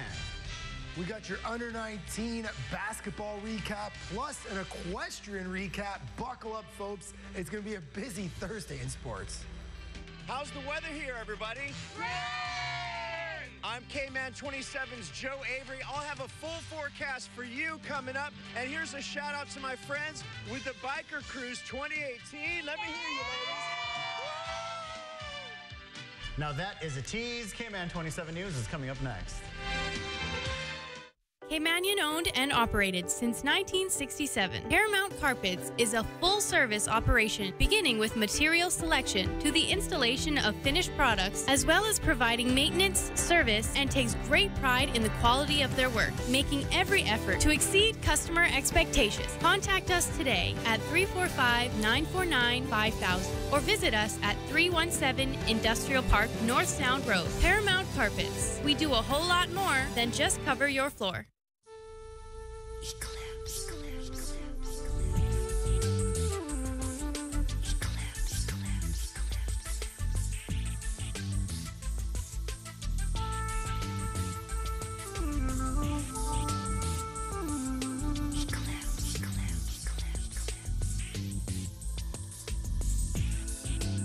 Eclipse Hair Design and Day Spa. Discover the difference.